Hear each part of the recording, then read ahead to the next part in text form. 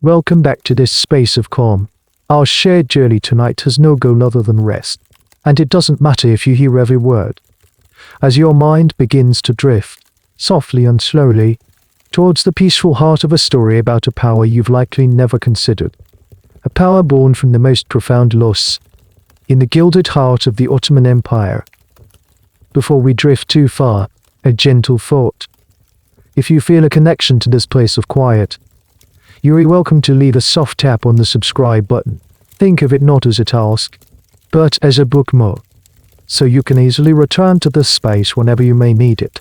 The choice is always yours, and if you feel so inclined, you could leave a comment, letting me know what city you're listening from, and what time it is there. It's a quiet way of knowing we are all sharing this stillness, together, across the sleeping world. And now, with the lights turned down low, and your body feeling heavy and warm, let's simply close our eyes and arrive at the beginning of our journey. The first thing you remember, if you can even call it a memory, is the sun. It's not the hazy, humid sun of a great port city, not the filtered sun that struggles through the latticed windows of a palace. This is a different sun entirely. It is high, and hot, and unforgiving. It bakes the earth into a cracked canvas of reddish brown and bleaches the tall grasses to the color of bone. The memories of this time are like trying to hold water in your cupped hands. They are feelings, more than pictures. The rough texture of a goat's hide under your small fingers. The specific, dusty smell of the air just before the rains come. The sound of a woman's voice, singing a song whose words have long since vanished. You are a boy. Your world is a small collection of round huts, a perimeter of thorny brush to keep the lions out at night, and the endless, rolling hills that stretch to a horizon that seems a world away. You are one of many children. You run with bare feet, the hard-packed earth a familiar friend. Your biggest concern on any given day is whether you can sneak an extra piece of flatbread, or if the other boys will let you join their game of throwing stones at a baobab tree. Life is a simple, predictable rhythm, dictated by the rising and setting of that immense, powerful sun. You don't know what an empire is. You don't know what a sultan is. The word palace would mean nothing to you. Your world is made of earth, and sky, and your people. It's a life that millions have lived for thousands of years. But you, unknowingly, live on the edge of a map. Not your map, but someone else's. A map of trade, of power, of demand and supply. And on that map, your small village is in a territory marked valuable. Historians still debate the precise mechanisms of the trade that will soon claim you. Was it always a brutal raid by outsiders, sweeping in with weapons and nets? Or was it sometimes a more grim, complex transaction, a deal made with a local chief to meet a quota? Driven by famine or tribal warfare, the truth is likely a tangled, uncomfortable mess of all these things. But for you, the academic details don't matter. What matters is that there are stories, whispered by the elders around the fire. Stories of strangers who come from the direction of the sea, or from the great rivers to the north. They say these men take people away, and those people are never seen again. You listen, but like all children, you believe you are immune. Such things happen to other people, in other villages. What you don't yet understand is that a great and wealthy civilization, many weeks of travel away, has a very specific and very constant need. It needs guardians for its most sacred spaces. It needs servants who can be trusted completely around the powerful women of its court. It needs men who can never have children of their own, who can never start a dynasty, who can never threaten the singular, sacred bloodline of the ruler. And for that, they are willing to pay a very high price. A price that makes a long, dangerous journey to a place like your village a worthwhile investment. So you play your games, and you drink your goat's milk, and you sleep on a simple mat, cocooned in the safety of your family's heart. You are committing to memory the details of a life you will one day spend a lifetime trying to recall. The exact shade of the evening sky, the feel of your mother's hand on your head, the taste of fresh water from the gourd. These are the last moments. The final, Fading light of a world you will lose so completely it will feel like a dream. Then one morning, the rhythm is wrong. The usual sounds of the village, the waking chatter, the cry of the roosters, are pierced by something else. A shout that doesn't belong, a sound of panic. You are told to hide, but it's too late. The sun is the same, but the light has changed. It's no longer nurturing. It feels exposing, and you have a feeling, a cold stone forming in the pit of your stomach, that you will not be sleeping in your own home tonight. The world has just cracked open, and you have fallen through. The world dissolves into a blur of running feet, ghosts, and a confusion so profound it numbs you. Hymns, not gentle, grab you. Your language means nothing here. Cries and pleas are just sounds, like the bleating of frightened goats. You are tied to others, a letting chain of bewildered children, and marched away from the only world you have ever known. You look back once, a desperate, final glance, but your home is already shrinking, swallowed by the heat haze and the indifferent landscape. The sun you once knew as a companion now feels like a glaring, hostile eye. The journey is a long, waking nightmare. Days are a blur of walking. Nights, a huddled mass of shivering bodies under a sky full of strange stars. You learn a new language, the universal tongue of the captive, a gesture for water, a look of submission, the silence of utter despair. You are no longer a person. You are cargo, a commodity whose value is not yet realized. You eventually arrive at a place that is not a village and not a city, but something in between, a dusty, walled compound where the air is thick with the smell of animals and fear. It is here that the true purpose of your capture becomes terrifyingly clear. It is here that you will be changed, unmade. There is a man who oversees the process. He is not a warrior, not a raider. There is a strange quietness to him, a practiced efficiency that is more chilling than any open cruelty. Some historians suggest that this horrific procedure was often outsourced to specific groups. Even Coptic Christian monasteries in Egypt, who became known specialists.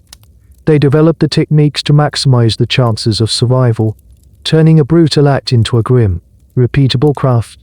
It's a strange, unsettling thought that a procedure so antithetical to life could be perfected by men of faith. You are separated from the others, led into a quiet, shaded room. The details are mercifully blurred, as if your own mind is trying to protect you. You remember a sharp, herbal smell, something meant to dull the senses. You remember the feeling of being held down. Your small struggles as pointless as a moth beating against a lamp. You remember a voice, calm and low, speaking words in a language you don't understand.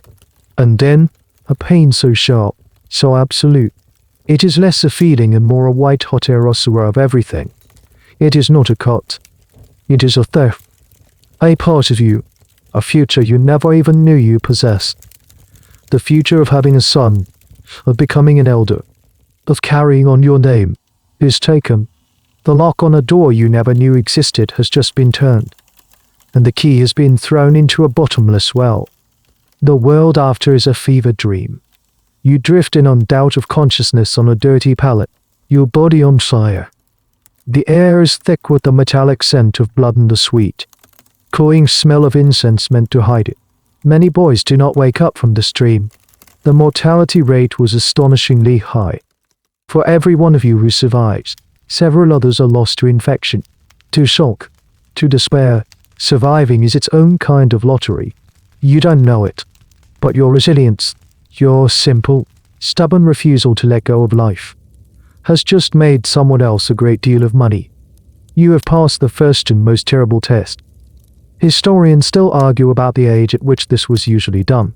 Was it better take a boy before puberty, when the body was perhaps more resilient and the mind more malleable, or was a slightly older boy, who had already proven his strength and health, a better investment despite the increased risks?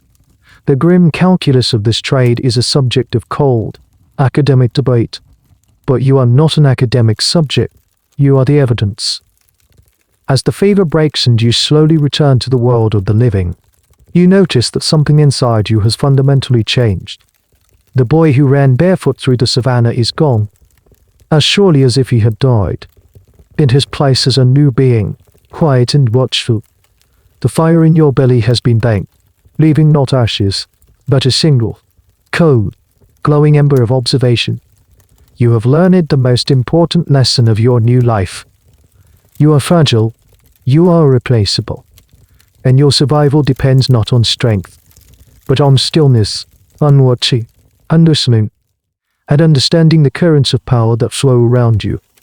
Currents you are now uniquely positioned to navigate. The physical pain begins to dull, but it is replaced by a different kind of ache, a phantom limb of the soul. You are now in a third state of being, neither male nor female, a new category of human designed for a specific, singular purpose. You have been unmade. The long, slow process of being remade into something else entirely, something powerful, something feared, is about to begin. But first, you must be sold. Once you are healed enough to walk without faltering, you are prepared for the next stage of your journey. You are washed, scrubbed until your skin is raw. Your rough-spun captive's rags are replaced with a simple, clean tunic. It's a strange feeling. For the first time since your capture, you are treated with a flicker of care. But it is not the care of kindness. It is the care a merchant gives to a valuable piece of porcelain before taking it to market. Your hair is trimmed. You are given decent food. The goal is to erase the signs of the ordeal, to present a healthy, compliant, then, most importantly, valuable product. The journey to the great city is bewildering. Some of it is overland, packed into the back of a rocking cart with a handful of other boys who, like you, have survived the unmaking. You all share the same hollow-eyed, watchful silence. There are no games, no boyish chatter. You are old souls in young bodies. Then comes the sea. You've never seen so much water. The heaving, endless blue-grey expanse is terrifying and mesmerizing. The ship is a chaotic, noisy, stinking world of its own. You are kept below deck. In the dark, the constant creak of the timbers and the sloshing of the waves a disorienting lullaby. When you finally arrive, the assault on your senses is overwhelming. This is Istanbul, Constantinople, the center of the world. The sheer scale of it is beyond anything your mind could have conceived. The air, thick with the smell of the sea, is layered with 1,000 other scents. Roasting chestnuts, spices you can't name, charcoal fires, perfume, and the press of countless unwashed bodies. The noise is a physical force, a cacophony of vendors shouting, hammers ringing on metal, the call to prayer from impossibly tall, slender towers, and the murmur of a dozen languages you don't understand. You are marched in a line through streets that are a river of humanity. People of every color and creed push past. Towering, turbaned officials on horseback, veiled women who float by like ghosts, rough-looking soldiers with frighteningly large mustaches and curved swords. You try to take it all in, but it's too much. It's like trying to drink from a waterfall. Your destination is a specific corner of this sprawling metropolis, the slave market. It's not the open, dusty pen you might imagine. In Istanbul, this trade is a sophisticated business. You are led into a courtyard, surrounded by arched colonnades and shaded balconies. It's a place of commerce. And you are the goods. You are lined up, inspected, and subjected to the humiliating scrutiny of potential buyers. They are not looking for muscle for the fields or laborers for a construction site. They are looking for something much rarer. They examine your eyes for clarity. They check your teeth. They look for any sign of lingering illness or physical imperfection. They are assessing your potential, your intelligence, your temperament. They are looking for a boy who can be polished into a jewel for the ultimate household. The Sultan's palace, the buyers are themselves powerful men, often eunuchs of a higher rank, sent on behalf of the palace to procure new recruits. They know exactly what to look for. It's a bizarre footnote of history that the slave trade in the Ottoman capital was both incredibly public and highly regulated. Records work it, Taxes were paid. There were even rules, at least on paper, about the treatment of slave. A slave, once purchased, had certain rights. It was a strange mix of profound human cruelty and bureaucratic order. It wasn't chaos. It was a system. You are standing there, trying to look strong, trying to look healthy, trying to do whatever it takes to survive. When a man of great importance stops before you, he is dressed in fine silks, and he too is a eunuch. You can tell by his smooth, unlined face and the quality of his bearing. He doesn't look at you with the brute assessment of a farmer buying an ox. He looks at you with a piercing, intelligent gaze, as if he is trying to read the thoughts behind your eyes. He asks your handler a few quiet questions. He walks around you. He seems to be judging not just your body, but your spirit. Is there a spark of cleverness there? Is this boy trainable? Is he resilient enough for the psychological pressures of the world he is about to enter? A price is negotiated, a sum so vast it would have been meaningless to you just a few months ago. It is the culmination of your long journey. The raiders, the transporters, the surgeon monks, the merchants, everyone has taken their cut. You are the final, finished product. A bag of coins changes hands. The important-looking man gives a slight nod. You now belong to the Sultan. You don't feel relief, or joy, or even fear anymore. The journey has cauterized those feelings. What you feel is a sense of inevitability, a strange calm. You have been a leaf tossed on a raging river, and now, finally, you have been plucked from the water. You are being carried towards the source of the river itself. You don't know it yet, but you are about to walk through the gates of a place from which very few people ever leave. A place of breathtaking luxury and lethal danger. The Topkapi Palace. The man who purchased you leads you away from the noise of the market, the city streets, which seemed so chaotic just an hour ago, now feel different. You are no longer just another piece of flotsam. You are attached, by an invisible thread, to the center of all power. People see your guide, recognize his status from his robes and the way he carries himself, and they give way. Doors are open. Guards nod respectfully. You are walking in the slipstream of authority. You arrive before a series of immense, imposing walls. This is it, the Topkapi Palace. It's not a single building, as you might have imagined a palace to be. It's a vast complex of courtyards, gardens, kitchens, barracks, offices, and private chambers, sprawling over a hill that overlooks the Golden Horn and the Bosporus Strait. It is a city within a city. You pass through the first great gate, the Imperial Gate, and enter the first courtyard. This is a semi-public space, bustling with soldiers, the famous janissaries, and palace officials of lower rank. It feels like a military camp, full of purpose and stern energy. You are just a small boy in a simple tunic, utterly insignificant in this grand theater. But your guide doesn't stop here. He leads you across the vast, tree-lined courtyard towards a second, more ornate gate. This is the Gate of Salutation. Here, even the Sultan himself was traditionally required to dismount his horse. It marks the boundary into the inner sanctum of the palace, the seat of government. As you pass through, the noise of the first courtyard fades, replaced by a hushed, reverent quiet. You are now in the second courtyard, a place of serene beauty. Here, trees stand like sentinels, and graceful colonnades line the perimeter. Here, you see high-ranking officials, viziers and treasurers, moving with quiet dignity. They are the gears of the imperial machine. But your destination lies even deeper. Tucked away, almost hidden, is another gate. It is not as large as the others, but it feels infinitely more significant. This is the Bab Assad, the Gate of Felicity. This is the threshold you have been purchased to cross.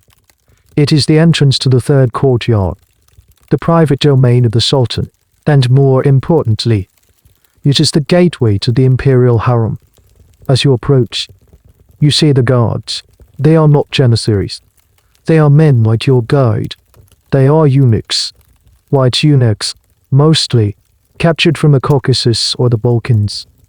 They guard the outer precincts of the Sultan's private world. They look at you with an unreadable mixture of pity and appraisal. They know what you are, and they know the path you are about to walk.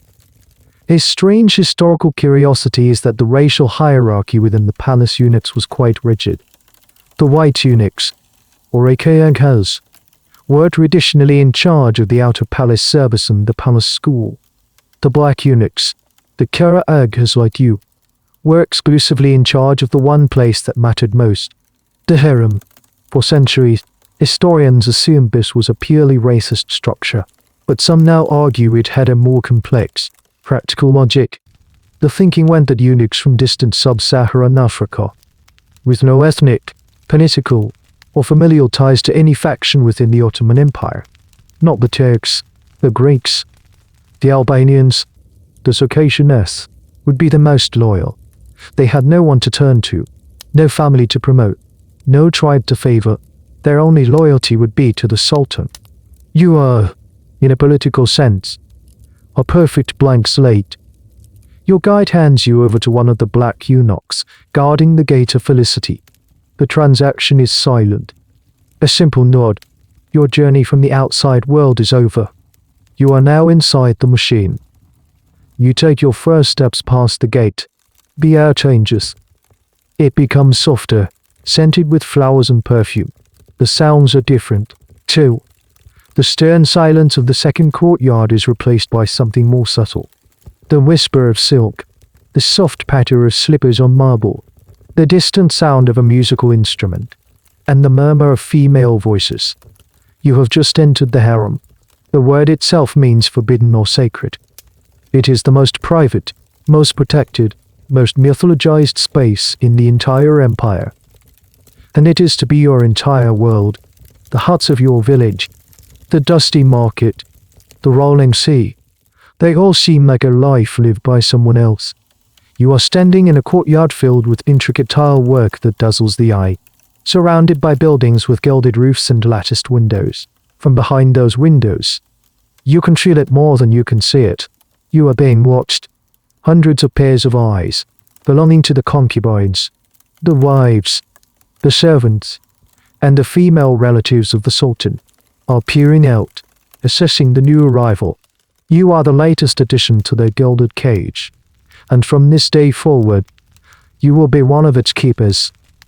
The eunuch who took charge of you at the Gate of Felicity is an older man.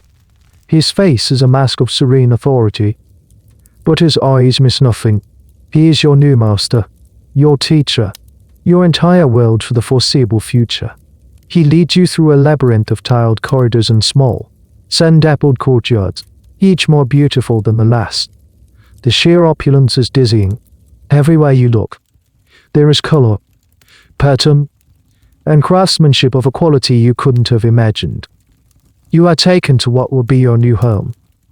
The eunuch's quarters. It's a dedicated section of the harem, a multi-story building with its own courtyard, mosque, and dormitories. It's a world within a world. Here, dozens of other black eunuchs, ranging from boys your age to venerable old men, live and work. When you enter, a hush falls. All eyes turn to you. The newcomer. It's the same look you saw from the eunuch guards at the gate. A mixture of curiosity, professional assessment, and a deep, shared understanding of what it means to be here. Your old name is taken from you. It's a link to a past that no longer exists, a past you are encouraged to forget.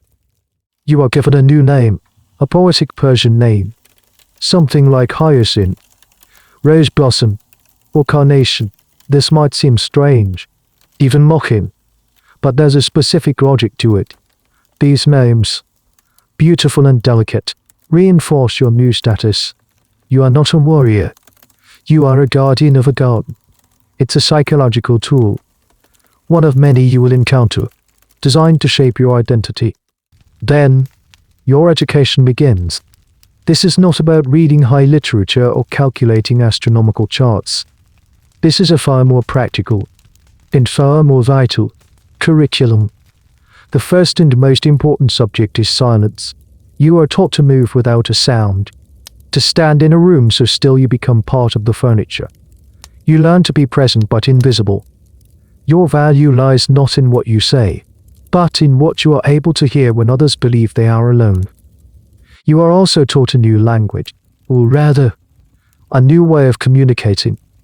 A significant portion of communication in the harem, especially in the presence of the sultan or other high-ranking individuals, was done through a form of sign language. Historians call it palace sign language or Isaret Dili. The theory is that it evolved as a way to communicate without disturbing the sacred quiet surrounding the sultan, and also as a way to convey messages discreetly in a place where walls truly had ears. You spend hours, day after day, practicing intricate hand gestures that can convey complex ideas. The Queen Mother requests an audience. The new Circassian girl has a fever. The treasurer is waiting. It is a language of pure information, stripped of emotion. Your training is relentless and rooted in discipline. Any mistake, any breach of protocol, is punished swiftly, not with brute force, but with something more refined. Extra duties, the withdrawal of privileges, or the silent, potent disapproval of your superiors. You learn the intricate hierarchy of the harem. You learn who to bow to, and how low. You learn whose gaze to meet and whose to avoid. You learn the difference between the sultan's favored consort, Bosakai, the mother of the sultan, Validi Sultan, the sultan's daughters, and the hundreds of concubines, Korai Wayela, and servant girls. Each has a different status, a different level of influence, and a different set of unwritten rules governing your interaction with them. One of the most peculiar and debated aspects of your education is what you weren't taught. While you were expected to be literate to handle administrative tasks later on, the early focus was entirely on palace etiquette. There's a persistent, though perhaps apocryphal, story that eunuchs were deliberately kept somewhat ignorant of the wider world and its politics, to ensure their focus remained solely within the palace walls. The idea was to create a perfect servant, intelligent enough to be useful, but not knowledgeable enough to be ambitious in the wrong direction. The debate continues whether this was a formal policy or simply a practical outcome of your isolated existence. You learn that your very presence is a symbol of the sultan's power. You are a walking, breathing testament to his absolute authority. He is the only complete man in this entire domain. Your altered state is a constant, silent reminder to everyone. The women of the harem, the princes, the visiting officials, of who holds the ultimate power of life, death, and posterity. Days turn into weeks, weeks into months. The sun-scorched memories of your first life begin to fade, replaced by the cool marble and scented air of the palace. You are being hollowed out and refilled. The boy from the savannah is vanishing, and a new creature is taking his place. A palace eunuch, quiet, watchful, and learning. Every single day, that in this world of whispers, the one who listens the hardest will eventually hold all the cards. Your initial duties are profoundly unglamorous. You are at the absolute bottom of the harem's intricate pyramid. You are not yet a guardian of secrets or a confidant to the powerful. You are, for all intents and purposes, invisible, and that is the entire point. You are assigned to menial tasks, jobs that require you to be everywhere and nowhere at once. You carry trays of food from the palace kitchens, a city in themselves, to the antechamberess of the harem. You deliver bundles of clean linens. You stand guard at doors, not important doors leading to the sultan's chambers, but the doors to storage rooms or laundry areas. Your job is to be a silent, functional part of the building's machinery. This period is a crucial test of your temperament. Can you endure the monotony? Can you obey without question? Can you fade into the background so completely that people forget you are there? Many boys, broken by the trauma of their past or simply unsuited to the rigid discipline, fail at this stage. They are weeded out, sent to less demanding posts in other, less important palaces. But you excel at it. The silence and observation that began as a survival mechanism in the fever tent has become your greatest asset. Your world becomes a map of stone and tile. You learn the atrium's secret geography, the network of hidden staircases, forgotten corridors, and service passages that allow the staff to move about without disturbing the high-ranking residents. You learn which hallway echoes and which one muffles your footsteps. You learn which courtyard grate allows you to hear conversations from the room above. This is knowledge no one teaches you directly. It is knowledge you acquire through silence and endless repetition. You are becoming a living schematic of the palace's inner workings. You see the women of the harem, but only from a distance. You see them as flashes of colored silk and jewels as they pass down a hallway, their faces oft unveiled, always surrounded by their own attendants. You avert your eyes, as you have been taught. Direct eye contact is a privilege you have not earned. You are a ghost, and they are the vibrant, living inhabitants of this world. One of the strangest things you learn is the power of routine. The harem runs on a schedule as precise and unyielding as a clock. The morning call to prayer, the delivery of the first meal, the hours for lessons in music or poetry for the concubines, the afternoon rest, the evening entertainment. Everything is ritualized. This routine is a form of control, a way to manage the lives of hundreds of ambitious, intelligent, and often bored women and their children. Your job is to be a cog in that clockwork, ensuring its smooth and silent operation. There's a curious detail that historians love to point out about the harem's population. While we think of it as a place of languid luxury, for most of the women, it was a highly structured school. Girls entering the harem, usually as captives of war or gifts to the sultan, were assessed and educated. They were taught to read, to write, to play music, to dance, and to understand Ottoman culture and Islamic faith. The most beautiful, talented, and intelligent would be groomed as potential consorts for the sultan. The others would be trained for administrative roles within the harem itself, or eventually married off to high-ranking officials. It was a brutal, competitive, but surprisingly meritocratic system. It was not just a cage, it was an academy. As the lowest of the low, a nephew or novice, you are beneath the notice of even the least important of these women. But you watch them. You see the subtle alliances forming between girls from the same region. You notice the quiet rivalries, the competition for the attention of the senior women who act as teachers and matrons. You see the despair in the eyes of some, and the fierce ambition in the eyes of others. You say nothing. You just carry your trays, stand your post, and absorb it all. You are learning the fundamental currency of this place. It isn't gold, though there is plenty of that. It isn't jewels, though they glitter on every hand. The currency of the harem is proximity to power, proximity to the sultan's mother, the Validi sultan, proximity to his favored concubines, and ultimately, proximity to the sultan himself. Every single person in this enclosed world, from the most powerful woman to the humblest servant girl, is constantly maneuvering for a better position, a step closer to the sun.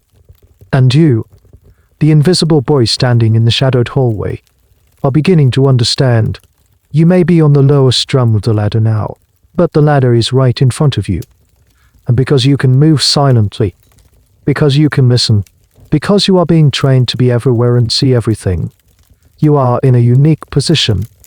You are learning the layout of the entire game board before you've even been allowed to play. After a year, maybe two, your duties begin to change.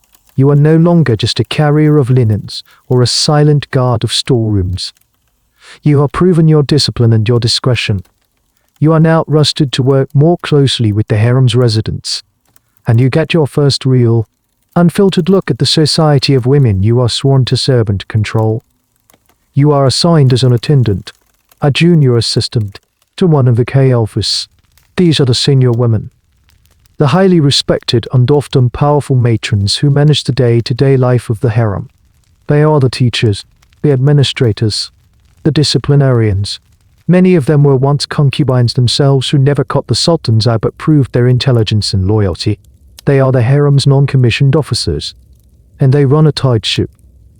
Under the watchful eye of your K-Alpha, you are now permitted into the inner courtyards and chambers where the women live. The world opens up. You see them now not as distant flashes of silk, but as people. You see them practicing the OUD, a pear-shaped lute, their fingers moving gracefully over the strings. You watch them learning calligraphy, their heads bent in concentration as they paint elegant Arabic script. You see them gathered in small groups, embroidering, talking, and laughing. And you see the other side, too. You see the bitter arguments that can erupt over a perceived slight. You witness the silent tears of a girl who has just received news that her family, half a world away, is gone.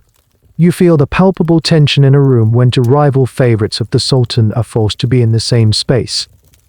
It is a world of immense, stifled emotion, where a single wrong word can lead to ruin and a single moment of favor can lead to unimaginable power.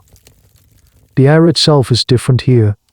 It's thick with the scent of expensive perfumes, musk, ambergris, rosewater, that mingle with the aroma of coffee, sweets, and the ever-present charcoal braziers.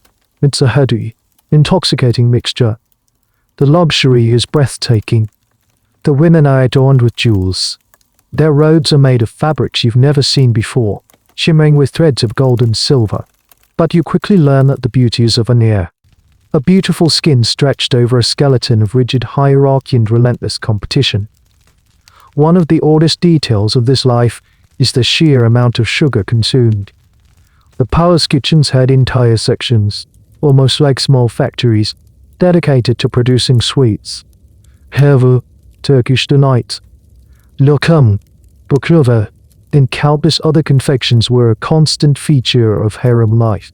Some historians see this as simple indulgence, but others suggest it was a tool. Sugar provided comfort, a relief from boredom, and a status symbol. The quality and variety of sweets a woman received was a direct indicator of her standing. As an attendant, you are often the one delivering these trays of sweets, and you learn to read the language of candy. Who gets the honey-drenched pastries and who gets the simple sugar-dusted jellies? You start to understand the internal politics. Everything is a network of patronage. A young concubine, or dalaske, is under the protection of a particular Kai-Alpha. That Kai-Alpha is, in turn, loyal to one of the Sultan's sisters. The Sultan's sister is trying to curry favor with the Validi Sultan, the Queen Mother, who holds more power than anyone else in this domain. It is a complex, ever-shifting web of alliances and obligations, and you, in your silent role, are beginning to see the strands of that web. Your K-Alpha teaches you, often without speaking, what to notice. The girl who suddenly has a new set of pearl earrings, who gave them to her, and what do they expect in return? The two women who have stopped speaking to each other, what was the cause of their falling out? And how can that be exploited? The servant girl who seems a little too friendly with a guard from the outer palace. Is she passing messages? Historians often debate the extent of the women's agency within this system. Were they simply passive, beautiful prisoners in a gilded cage? Or were they active political players, using the limited tools at their disposal to wield immense influence? The truth, as you are beginning to see firsthand, is that they were both. They were confined, yes, but within that confinement, they created a dynamic, ruthless, and sophisticated political ecosystem. They couldn't command armies, but they could influence the man who did. They couldn't sign treaties, but they could whisper in the ear of the man whose seal was on them. You are becoming a student of this ecosystem. You are learning to identify the predators and the prey, the producers and the parasites. Your mind, no longer occupied with the simple life of a boy, is becoming a sponge for this new, dangerous knowledge. You still say very little. You just watch, and listen, and learn. The perfume is a mask for poison, the laughter a prelude to plots. And you are right in the middle of it. One afternoon, while you are clearing away a coffee service from a small, sunlit room, you overhear something. Two of the senior K alphas are speaking in low, urgent tones. They believe you are just a piece of the room's furniture, as deaf and dumb as the small table you are wiping down. They are discussing one of the newer concubines, a girl from Georgia, who has been receiving private lessons in poetry from an elderly scholar. But the whispers are not about her improving verse. They are about the notes, tiny scrolls of paper, that are being passed back and forth, concealed in the bindings of the books. Notes that have nothing to do with poetry and everything to do with a certain Pasha, a provincial governor who has fallen out of favor with the Grand Vizier. Your heart gives a single, hard thump against your ribs. This is not idle gossip. This is a thread connected to the world outside the harem walls, the world of men and politics. The Georgian girl is acting as a secret channel of communication for an embattled politician, likely through the scholar. You finish your task. Your movements calm and deliberate. You bow slightly as you exit the room, your face a mask of polite indifference. But inside, your mind is racing. You have a choice. You can forget what you heard. It's the safe option. Getting involved, even tangentially, in such high-level intrigue is a quick path to a very unpleasant end. Or you can use this information. This is the moment of your true graduation. The moment you realize that the silence and observation you've been taught are not just defensive skills. They are weapons. Information. You now understand. Is the most potent force in the palace. It is invisible. It is weightless. And it can topple the most powerful men. You don't act immediately. You wait. You watch. You confirm. You see the Georgian girl looking a little too pleased with herself. You notice the elderly scholar receiving a small but heavy purse of coins from a messenger who you know works for the pause's cousin. You gather the small, disparate pieces and fit them together until you have a complete picture. Now comes the second, more difficult choice. What to do with it? Who is the right person to tell? Giving this information to the wrong person could be as dangerous as being discovered yourself. Giving it to your Chi Alpha. She might take the credit. Or worse, she might be secretly allied with the Peirce's faction. You need to choose your patron wisely. You think about the great web of power. At its very center, in the heart of the harem, sits the Baladi Sultan, the Queen Mother. But she is a sun, too brightened, too distant to approach directly. However, every sun has planets orbiting it. You think about the Kizlar Agha, the chief black eunuch. He is the ultimate authority over you and all the other eunuchs. He is the master of this domain, second only to the Baladi Sultan in the harem's hierarchy. His power is absolute here, and his primary role is to protect the sanctity and security of the harem and, by extension, the Sultan, a secret communication channel, a potential political plot being run through one of the concubines. That is a direct threat to his authority and the security he is sworn to uphold. You request an audience with one of the chief eunuch's direct aides, a senior eunuch you have always shown impeccable respect to. You are granted a few moments. With your gaze lowered, you calmly and respectfully relay what you have observed. You present it not as gossip or accusation, but as a series of simple, verifiable facts. The conversation you overheard, the delivery of the purse, the timing of the poetry lessons.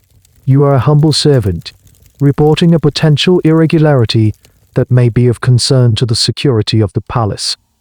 The aide's face betrays nothing, but his eyes sharpen. He asks you a few pointed questions. You answer them simply and directly. He dismisses you. You go back to your duties, your heart now beating a slow, heavy rhythm. You have just taken an enormous risk. You have rolled the dice. A few days later, things happen, quietly and without fuss. The elderly poetry scholar is retired, sent to a comfortable but distant city to live out his days studying ancient texts. The Georgian girl suddenly falls ill with a lingering sickness that requires her to be isolated in a less desirable part of the harem, far from anyone important. The flow of information is severed. The talk, whatever it was, is neutralized. No loud accusations. No executions. Just a quiet, surgical removal of the problem. This is how power works in the palace. It doesn't roar. It whispers. A week after that, you are summoned, not by an aide, but by the Kizlar Agha himself. You enter his opulent chambers. The air rich with the scent of aloe wood. He is an imposing figure, draped in sable-lined silk. He looks at you for a long moment, his gaze weighing on measuring you. He doesn't mention the Georgian girl or the Pasha. He simply says, "Your work with the K-Alphas is complete. You have been reassigned. You will report to the Chamberlain of the Prince's quarters tomorrow." You bow low, your mind reeling. This is not just a new job. This is a promotion, a significant one. You have been moved from the general population of the harem to one of its most sensitive and critical areas. The Peirce, the gilded cage where the Sultan's sons and potential heirs are kept. You have passed the test. You have shown your loyalty, your discretion, and your value. You have successfully traded your first secret, and it has paid off. The next morning, you walk to a different part of the harem, a section that is both beautiful and deeply melancholic. This is the Peirce, often known by its more evocative name, the Peirce. The cage. It's a series of lavishly appointed pavilions and apartments, complete with its own small garden, but it is, for all intents and purposes, a prison, a beautiful, comfortable, gilded prison. Here, the brothers and sometimes adult sons of the reigning sultan live out their lives in luxurious confinement. You report to the Chamberlain, a stern, senior eunuch who oversees this strange domain. Your new role is to be one of the attendants to the princess. This is a position of immense trust. You will serve them their food, attend to their needs, and be a constant, silent presence in their lives. You are their servant, their companion, and their jailer. The practice of confining princes to the Peirce was a solution to a bloody problem. In the earlier centuries of the Ottoman Empire, a brutal tradition known as the law of fratricide was common. When a new sultan came to the throne, he would often have all his brothers executed to eliminate any potential rivals and prevent civil war.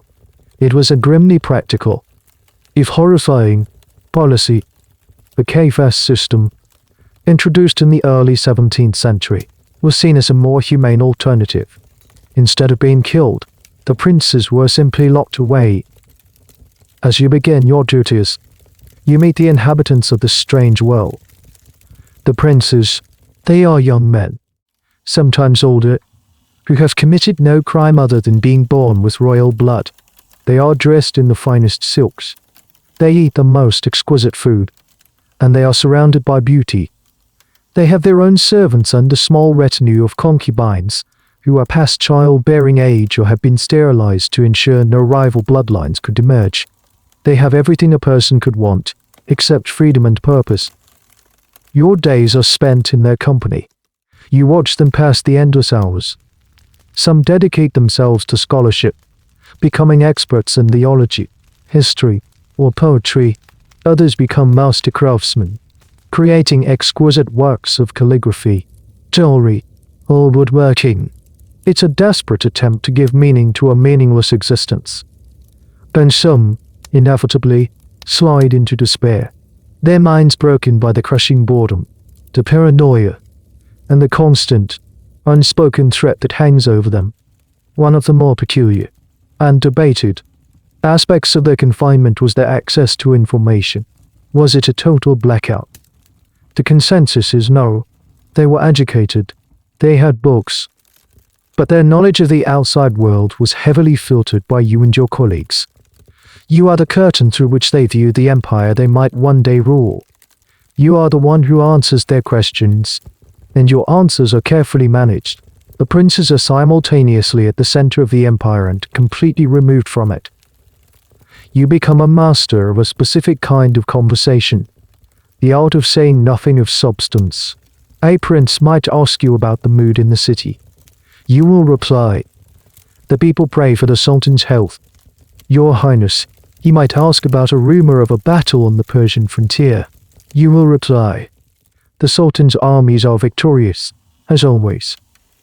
Your job is to maintain a calm, stable, and utterly non-political environment. You are a human sedative. But it is in the quiet moments that you learn the most. You see the flash of ambition in the eye of a younger prince as he beats his older brother at a game of chess. You hear the carefully worded questions a prince asks about the health of the reigning sultan, his nephew. They are prisoners, but they are also waiting. Every cough from the sultan's chambers, every rumor of illness, echoes loudly in the halls of the cafes. Because one day, a delegation of the empire's highest officials might arrive at their door. They might come to execute them on the orders of a paranoid sultan, or they might come to tell them that the sultan is dead, and they are now the ruler of the known world. This is the terrible paradox of their lives. They could spend 50 years in this gilded cage and die of old age, or they could be dragged from it tomorrow and placed on the throne, expected to rule a vast and complex empire after decades of total isolation. It's no wonder that several sultans who came to power from the Kafes were deeply unstable or utterly incompetent. You as their keeper are in a uniquely powerful position. You know their personalities, their strengths, their weaknesses, their secret fears. You know which prince is a brilliant strategist and which one is a drunken fool. You know which one has the respect of the other prisoners and which one is despised.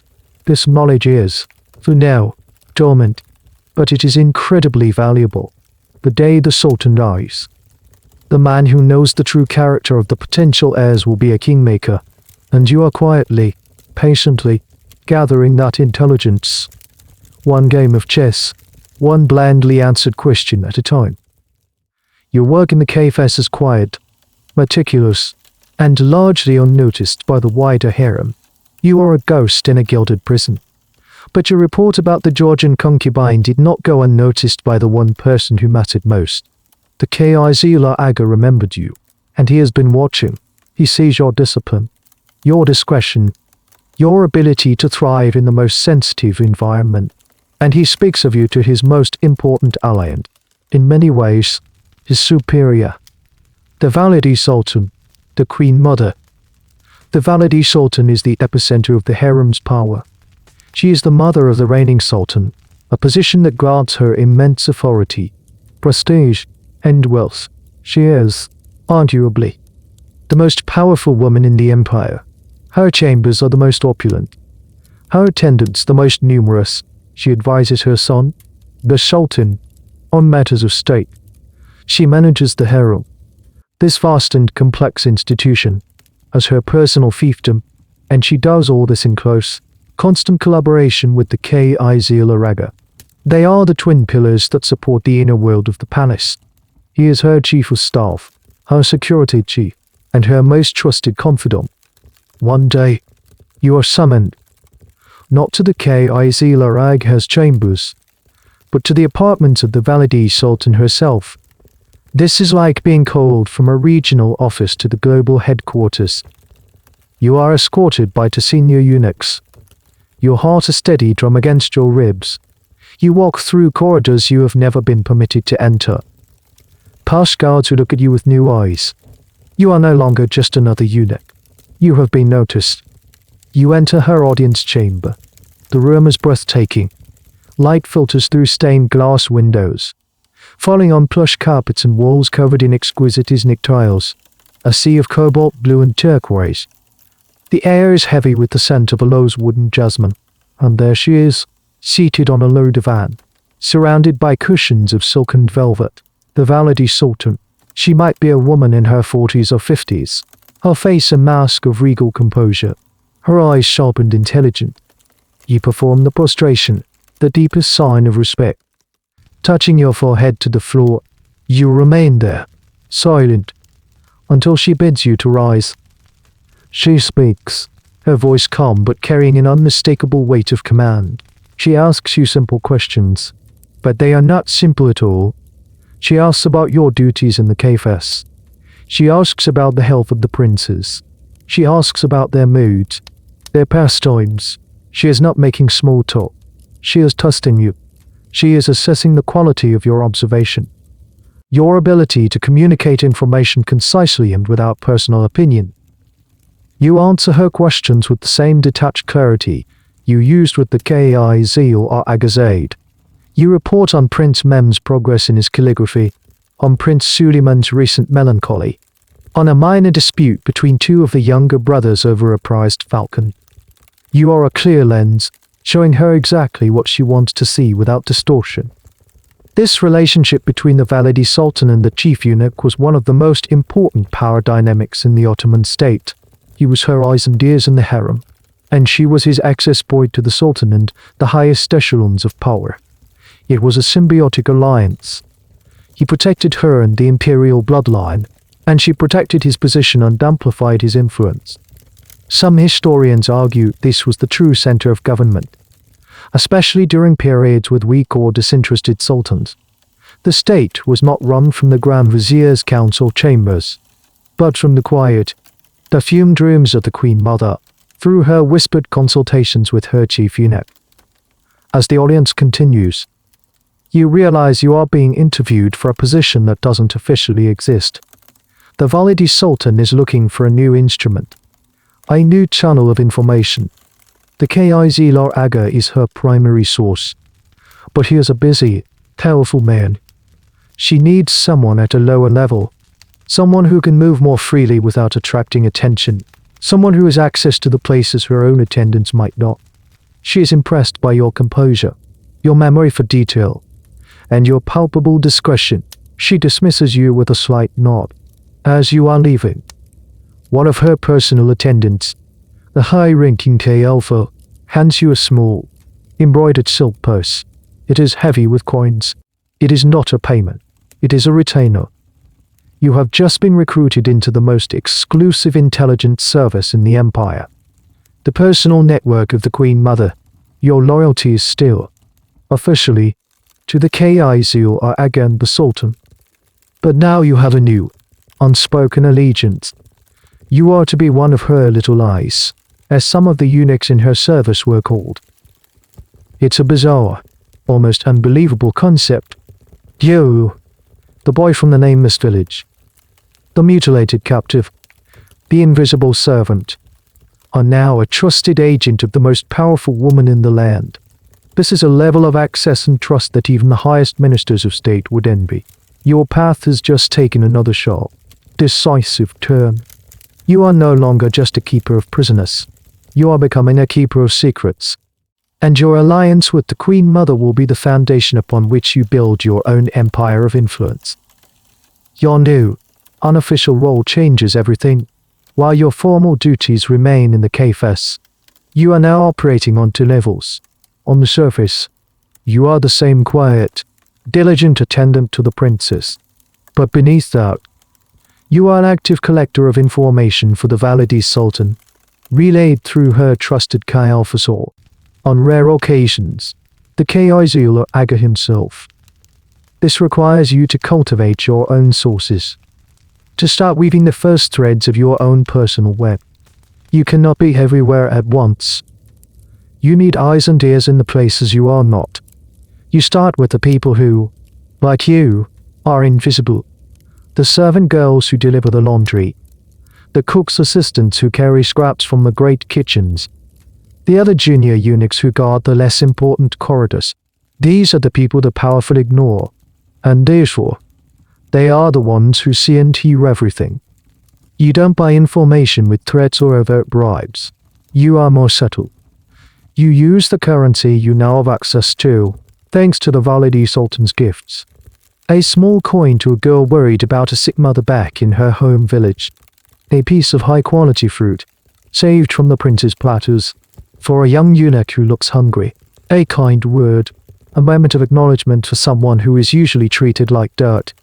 You are building a network not of spies, but of grateful acquaintances, people who like you, people who trust you, and people who, because they like and trust you, will happily tell you what they've seen. Did the Bulgarian consort weep all night? The girl who clears her breakfast tray will know. Is the chief treasurer secretly meeting with the ambassador from Venice? A kitchen boy who brings them sherbet might have seen them in a secluded garden pavilion. Is one of the Sultan's daughters trying to arrange a secret marriage for herself, against her father's wishes? The woman who embroiders her wedding chest will have her suspicions. You become a master of the casual question. While waiting for a tray of food, you might ask a cook's boy. The ambassador seems to be enjoying our palace hospitality. He has visited the treasurer 3 times this week, hasn't he? You state it as a fact, making it easy for him to simply agree and, perhaps, add a detail. Yes, there you go. And he always brings a very heavy box with him. You file the detail away. This informant economy within the palace is a fascinating, poorly documented phenomenon. While grand histories are written about battles and treaties, this subterranean world of whispers was often what truly drove policy. Historians debate how formalized these networks were. Were they ad hoc systems based on personal loyalties, as you were building, or were they more structured, almost official? Spy rings run by figures like the Baladi Sultan and Kizlar Agha. The likely answer is a messy combination of both. You are a part of a tradition, whether you know it or not. You learn to filter the information. You quickly realize that 90% of what you hear is simple gossip, jealousy, or misunderstanding. The key is to identify the 10% that matters. You learn to cross-reference stories, never trusting a single source. If a servant girl tells you a K-Alpha is stealing jewels, you wait. A week later, if a eunuch guarding the treasury mentions that the same K-Alpha has been making inquiries about the price of uncut emeralds, you now have a pattern. Your mind becomes a repository of these secrets, a complex map of the harem's emotional and political landscape. You know who is in debt, who is in love, who is ambitious, and who is afraid. You report only the most significant, most credible information upwards, to the valid Sultan. You are a source of pure, high-grade intelligence to everyone else. You are still just a quiet eunuch who works in the cafes. The discretion you have cultivated is the perfect cover. You have a peculiar, and frankly, quite creepy, advantage. As a eunuch, you are perceived as neutral, unthreatening. You can move between the male and female spheres of the palace in a way no one else can. You can speak to a servant girl in the laundry and, an hour later, stand silently in the chamber of a prince. You have access to both sides of the curtain that divides the world. This unique mobility is a superpower in the confined, segregated world of the palace. Your power is growing, but it is a strange kind of power. It is entirely indirect. You command no one.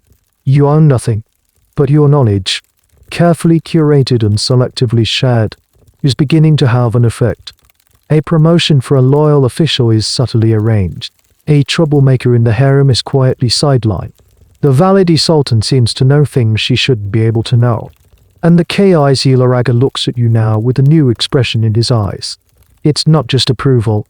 It's the look of a master craftsman recognizing a prized apprentice. You are no longer just a piece on the board. You are learning how to move the other pieces. Your star is rising. The valid Sultan and the Kizlar Agha see your value, and they reward it with a formal promotion. You are moved out of the quiet melancholy of the cafes and given a new title, Treasurer of the Harem. This is a monumental leap. You are no longer just a collector of whispers.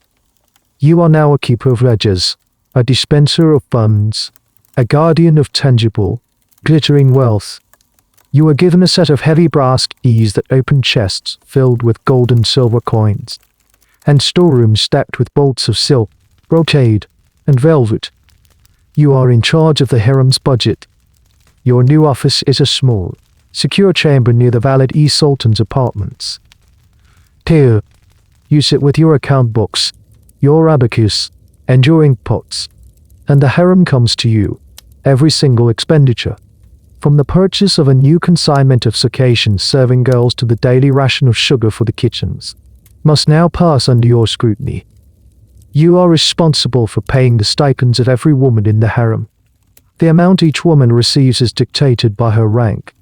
A new girl, a nice me, might receive a few small coins a day. A favored consort, a gauzy day, would receive a small fortune. and the Valide Sultan's allowance is a river of gold, rivaling that of the highest ministers of state. You are the one who counts the coins, puts them in embroidered purses, and records the transaction. This gives you an incredibly precise, real-time map of the harem's power structure. You can see a woman's rise in favor by the increase in her allowance, and her fall by the sudden decrease. The ledgers tell a story as dramatic as any gossip. You also manage the procurement of all goods. When the harem needs new perfumes from Egypt, new pearls from the Gulf, or new coffee beans from Yemen, it is you who deals with the merchants. They come to the outer gates of the palace, and you, or your assistants, meet with them. This opens up a new world of influence. Merchants and artisans from all over the city now seek your favor, offering you gifts and sweeteners to ensure their goods are chosen. You politely refuse most of them, a move that puzzles them but builds your reputation for incorporatedly with your superiors. You are learning that the appearance of being above corruption is, in itself, a source of power. A strange and little-known aspect of this role was the pin money economy. This term, public Peirce or shoe money, was the informal system of tips and gifts that flowed through the harem. When a woman received a promotion or gave birth to a child, it was customary for her to distribute gifts to the eunuchs and servants who attended her. As a high-ranking eunuch, and especially as the treasurer, you became a major recipient of this largesse. It was a formal part of the economic system, and it made senior eunuchs incredibly wealthy in their own right.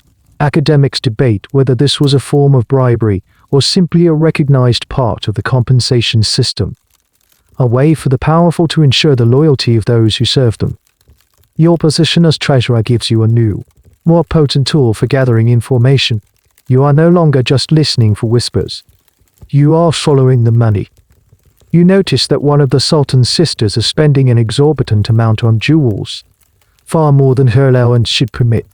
Where is she getting the extra funds? You do some quiet digging and discover she is selling off land grants given to her by her father, a move that is politically unwise and signals potential financial distress. You report this to the Valide Sultan, who is then able to intervene before her altar causes a family scandal. You see a K-Alpha, a harem matron, who is constantly ordering expensive medicines from an apothecary in the city. You discreetly inquire and learn she is not ill. She is running a small but profitable side business, selling remedies at inflated prices to the more naive servant girls. It's a small-scale corruption, but it's a tear in the fabric of harem discipline.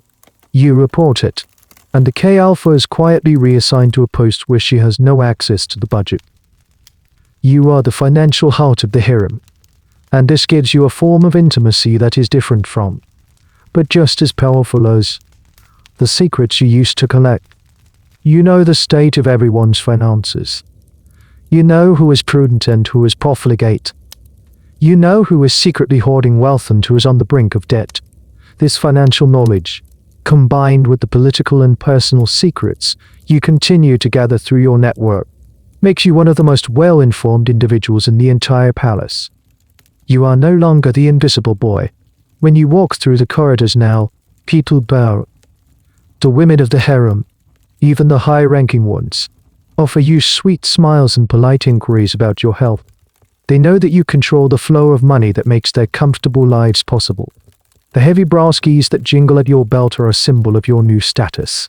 They are the keys to the treasury, yes, but they are also keys to power, access, and control. Your role as treasurer of the harem, combined with your unofficial status as an agent for the Valide Sultan, grants you a new and extraordinary privilege, access.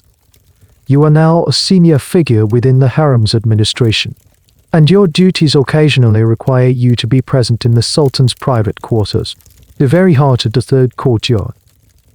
You might be there to deliver a financial report to the Valide Sultan while the Sultan is also present, or to oversee the placement of a newly acquired, astronomically expensive carpet in his receiving room.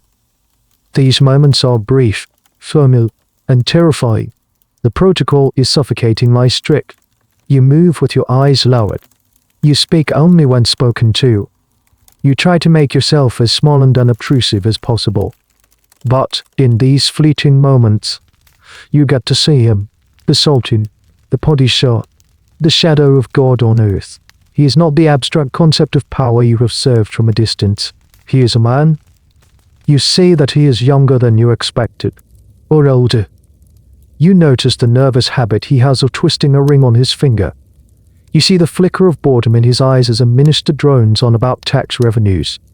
You see the genuine smile that appears when his favorite daughter is brought in to greet him. You are a shadow on the wall of his life, but you are a shadow that sees.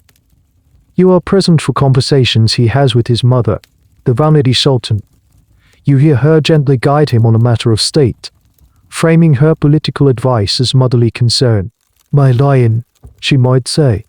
"The Grand Vizier is a loyal servant, but perhaps his new tax on fruit merchants is causing unrest in the city. A merciful ruler is a beloved ruler." You witness firsthand the immense, subtle influence she wields. You are also there for less formal moments.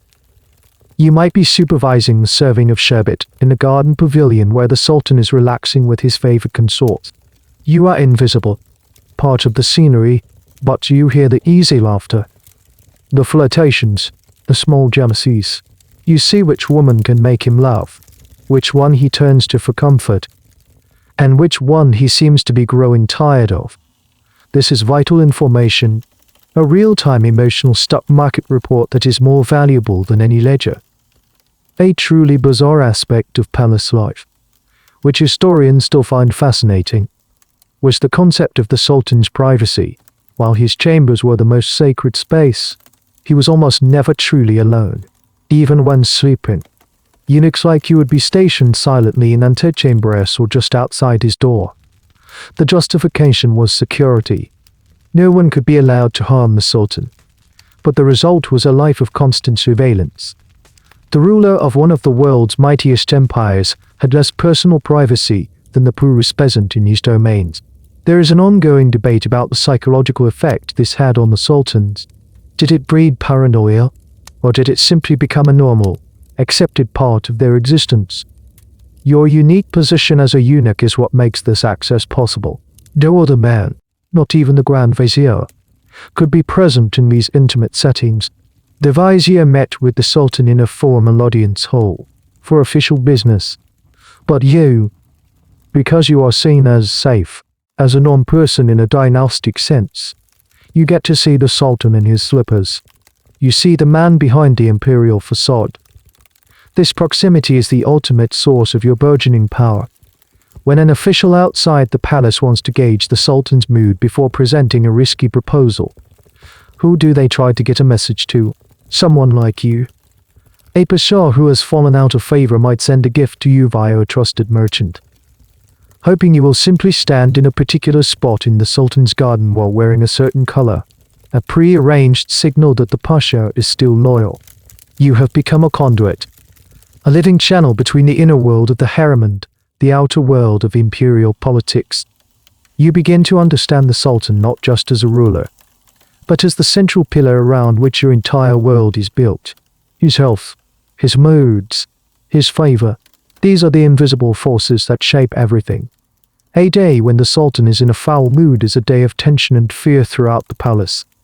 A day when he is pleased is a day of relief and rewards. Your ability to read and predict his temperament is becoming your most valuable skill. You are playing a dangerous game.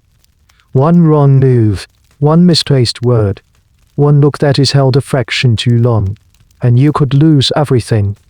But the rewards are intoxicating. You are no longer just observing the game of power.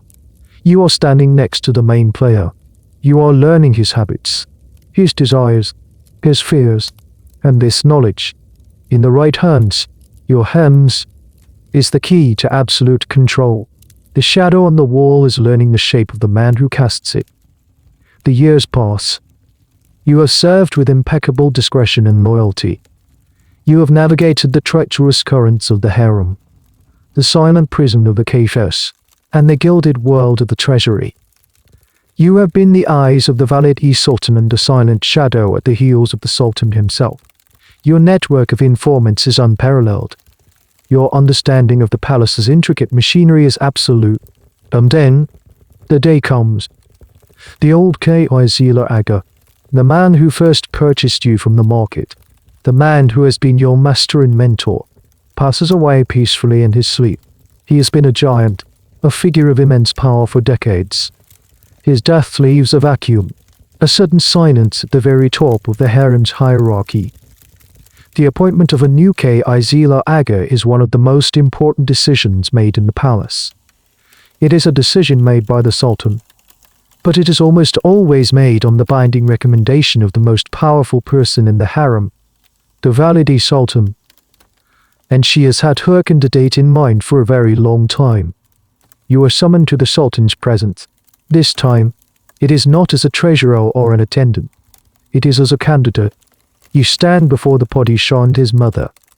The Grand Vizier is also present, a silent witness to a decision that will profoundly affect his own power. The Sultan, prompted by his mother, speaks of your long years of faithful service, your discretion, your loyalty. He formally offers you the post. You are now the Kizlar Agha, the chief black eunuch, the master of the House of Felicity. The title is almost an understatement. The power that comes with it is staggering. You are now, officially, the third most powerful official in the entire Ottoman Empire, after the Grand Vizier and the chief religious authority, the Sheikh al-Islam. In practice, due to your proximity to the Sultan, you are often more powerful than either of them. Your new robes are a symbol of this status. They are of the richest silks, lined with sable fur. Your turban is immense, adorned with jewels. You are given a staff of office. When you look, attendants walk before you, clearing a path. You move into the former Kizlar Agha's opulent apartments, a luxurious suite of rooms that are a palace within the palace. Your authority is nearly absolute within your domain. You are the commander of the entire corps of black eunuchs. They are your personal army, your spies, your agent. You are the sole intermediary between the harem and the outside world. No one enters, no one leaves, no message passes in or out without your knowledge and permission. You are also the chief confidant of the Valide Sultan. You now meet with her daily, not as a subordinate, but as a partner, together. You are the regents of the inner palace. You discuss everything. The appointment of a new Alpha, the discipline of a rebellious concubine, the education of the young princes, and, most importantly, the political currents of the empire. One of the most immediate and visible signs of your new power is your relationship with the government. The Grand Vizier, the man who runs the empire's administration, must now confer with you. He cannot hope to succeed in his policies if he does not have your support, because you and the Valide Sultan can influence the Sultan against him. A strange and recurring feature of Ottoman politics was this silent and declared war between the Kizlar Agha and the Grand Vizier.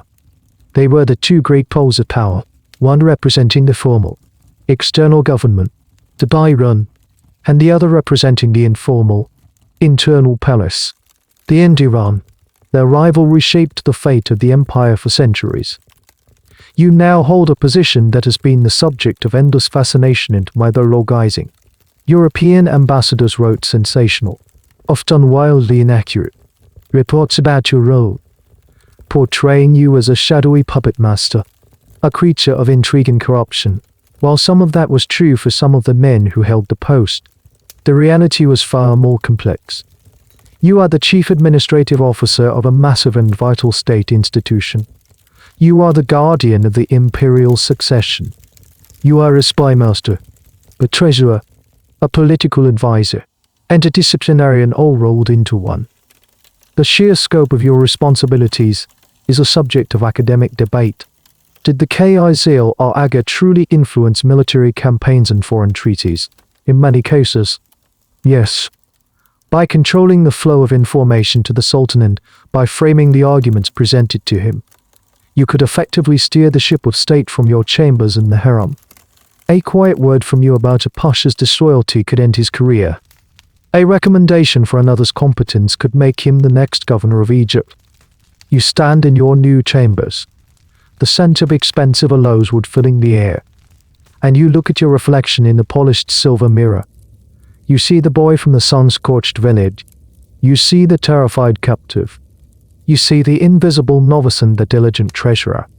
And now you see this man, draped in silks and furs, holding one of the most powerful offices on earth. You have been unmade, remade, and have now risen to a height that should have been impossible. The gilded cage is no longer your prison or your workplace. It is your kingdom, and you are its undisputed king. With the title of Kizlar Agha comes not just power, but wealth, a level of wealth that is almost impossible to comprehend.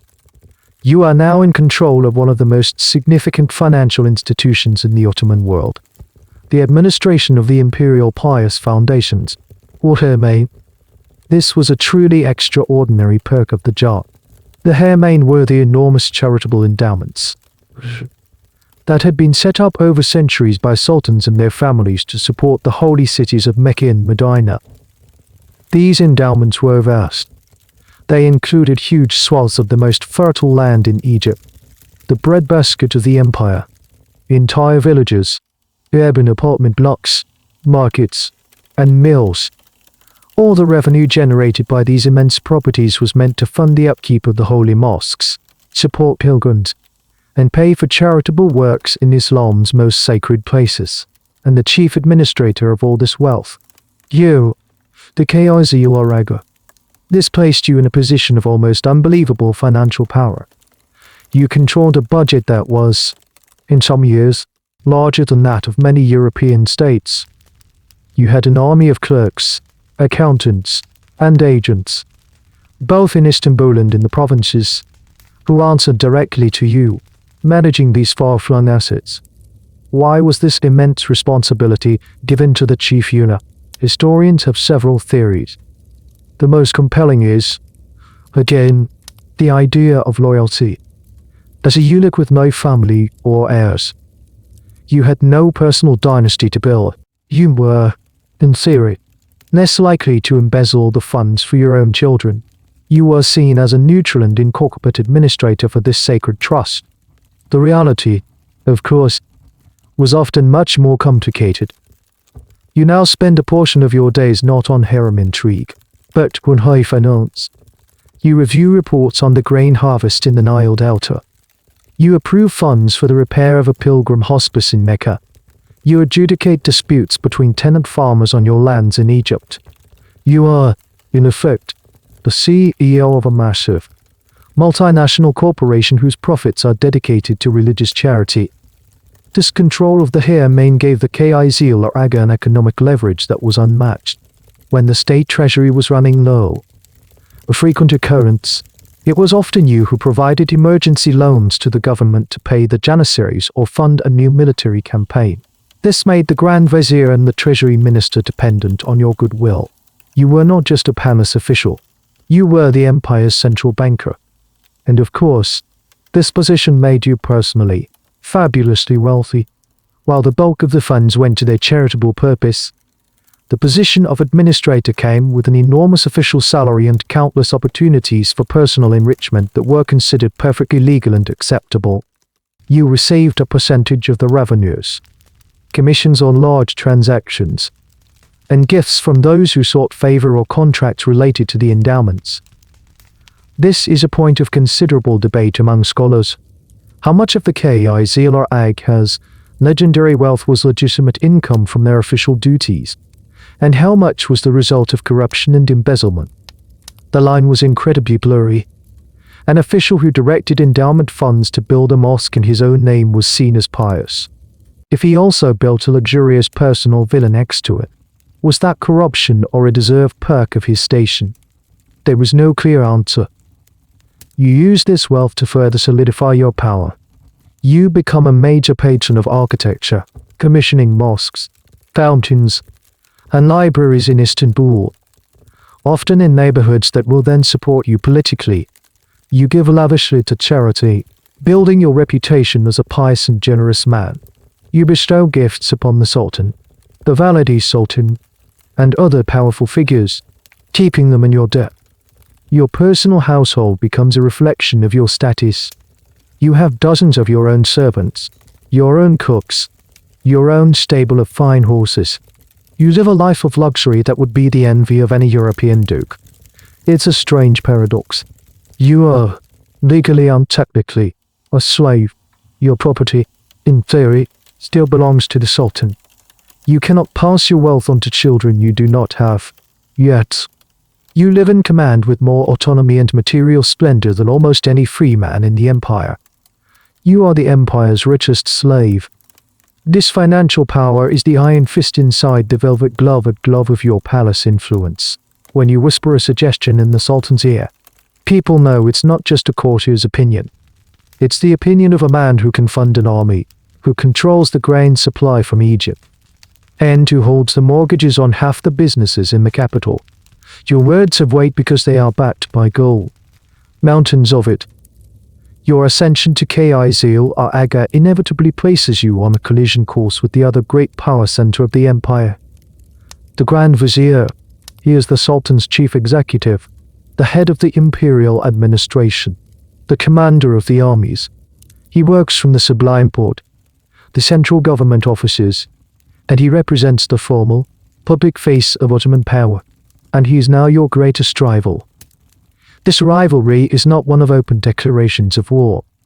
It is a silent, subtle, and relentless struggle for the most valuable commodity in the empire, the Sultan's ear. Every major decision, from the appointment of a provincial governor to the launching of a new war, ultimately rests with the Sultan. The man who can best shape the Sultan's opinion is the man who truly rules. The Grand Vizier has the advantage of formal authority. He chairs the Imperial Council. He drafts the decrees. He meets with foreign ambassadors. He presents policy to the Sultan based on reports from his vast bureaucracy. His power is structured, official, and written down. Your power is the opposite. It is informal, personal, and based on proximity. You don't need to schedule a formal audience. You see the Sultan every day. You see him when he is relaxed, when he is tired, when he is with his family. You can have a conversation with him that is worth more than a dozen official reports from the Grand Vizier. The war between you is fought in whispers. The Grand Vizier might present a detailed plan for a campaign against the Habsburgs in Hungary, complete with logistical tables and troop numbers. That evening, as you oversee the serving of his dinner, you might mention to the Sultan, in the presence of his mother, the Valide Sultan is so worried about the brave soldiers of Islam. The autumn rains in Hungary are so harsh. We pray for their health and a swift victory, so they may return to their families. You have not contradicted the Vizier. You have simply planted a seed of doubt, of emotional concern, that can undermine his purely rational arguments. You are fighting on a different battlefield. You use your network to gather intelligence on him. Your agents in the city report on which merchants visit the Grand Vizier's palace, what gifts they bring, what favors they are asking for. Your informants within the bureaucracy feed you copies of his private correspondence. You learn about his ambitions, his allies, and, most importantly, his mistakes. Did one of his appointees prove to be corrupt? You make sure the Sultan hears about it. Indirectly, of course. The Grand Vizier, in turn, tries to do the same to you. He has his own spies, his own network. He tries to find evidence of your corruption in the administration of the holy endowments. He tries to promote his own allies within the palace staff to act as his eyes and ears. It is a constant game of cat and mouse, of espionage and counter-espionage, fought in the corridors of power. A classic example of this conflict, which played out many times in Ottoman history, was over official appointments. The Grand Vizier would recommend a man to be the new governor of Syria. He would present candidate's resume, highlighting his military experience and administrative skill. You and the Valide Sultan, however, might prefer a different candidate, a man who is secretly loyal to you, so you would go to the Sultan and say, "The Vizier's choice is a capable man." Of course, but we hear he is rather harsh. The people of Damascus are proud. Perhaps a gentler hand is needed. Peirce, on the other hand, is known for his piety and generosity. You are framing the choice not as one of competence versus incompetence, but a brutality versus compassion. The Sultan, who wants to be seen as a good and just ruler, is often swayed. Your man gets the job, and your influence now extends to Syria. The precise balance of power between the Kizlar Agha and the Grand Vizier is a subject of endless debate for historians. In some reigns, with strong, activist sultans and powerful vizieresses, the Kizlar Agha was a more muted, purely internal figure. But during the long periods known as the Sultanate of Women, when valide sultans and their Kizlar Agha allies effectively ran the empire for young or incompetent rulers, your office was the true seat of power. The Grand Vizier became little more than a manager, executing the policies decided upon in the harem. You learn to read the subtle signs of your standing in this silent war. Does the Sultan quote something you told him back to the Grand Vizier in a council meeting? That is a major victory. Does the Grand Vizier manage to get one of his protégés appointed to a key post within the palace treasury?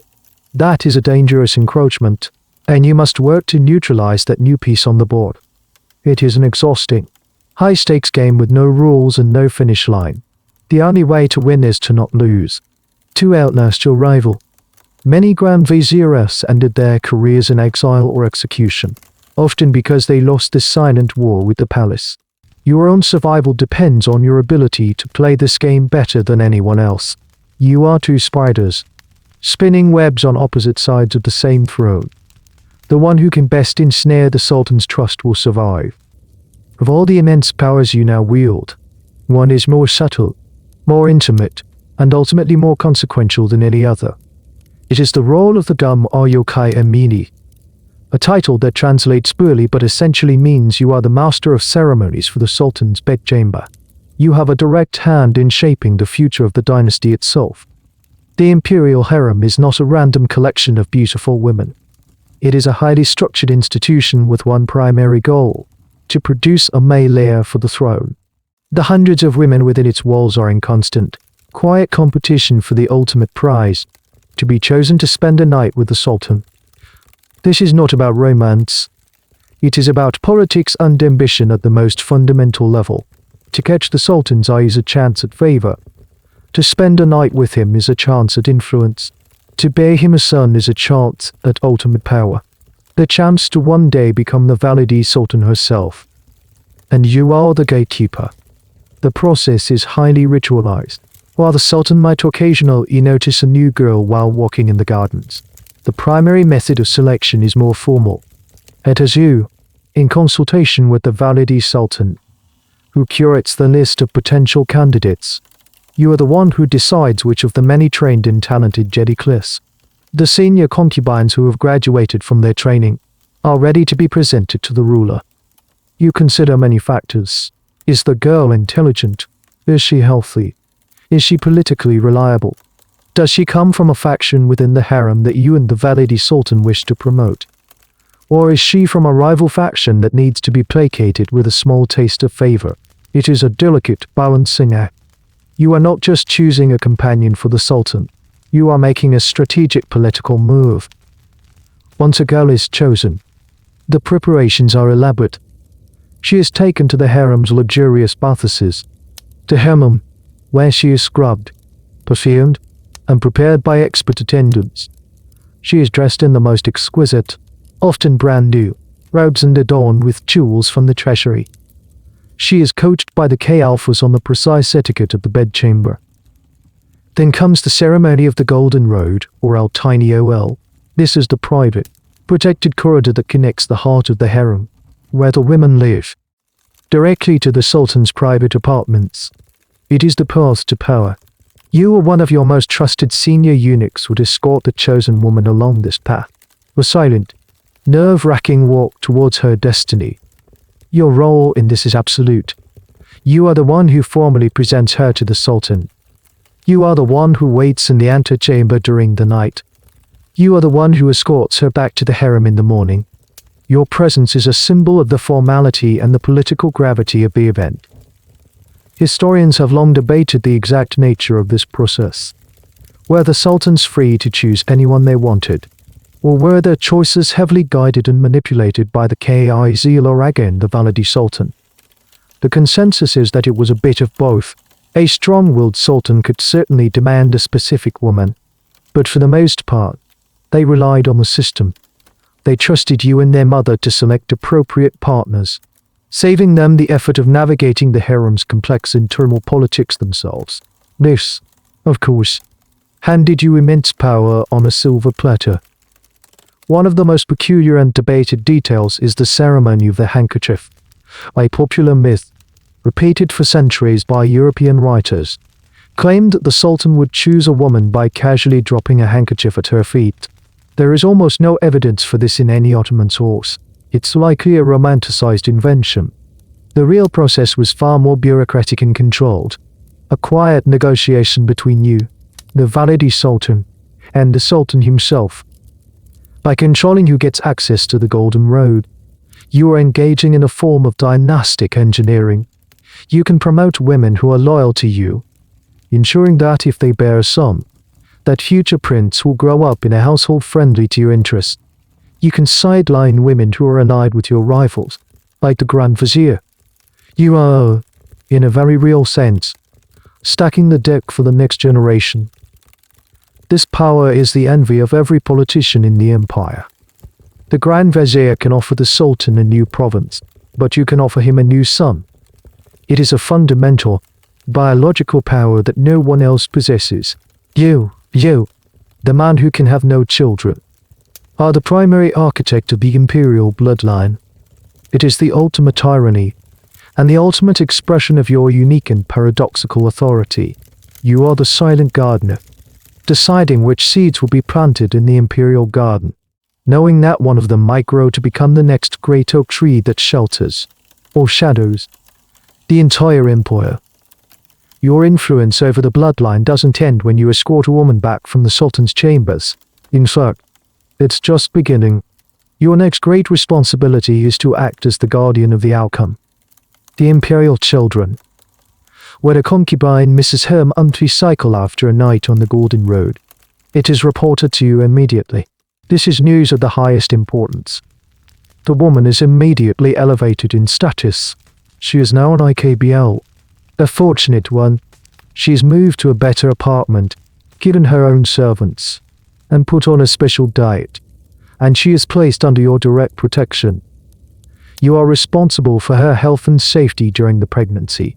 This is a perilous time. The harem is a hotbed of jealousy. A rival consort, desperate for her own son to have less competition, might try to harm the expectant mother. The method was rarely open violence. It was poison.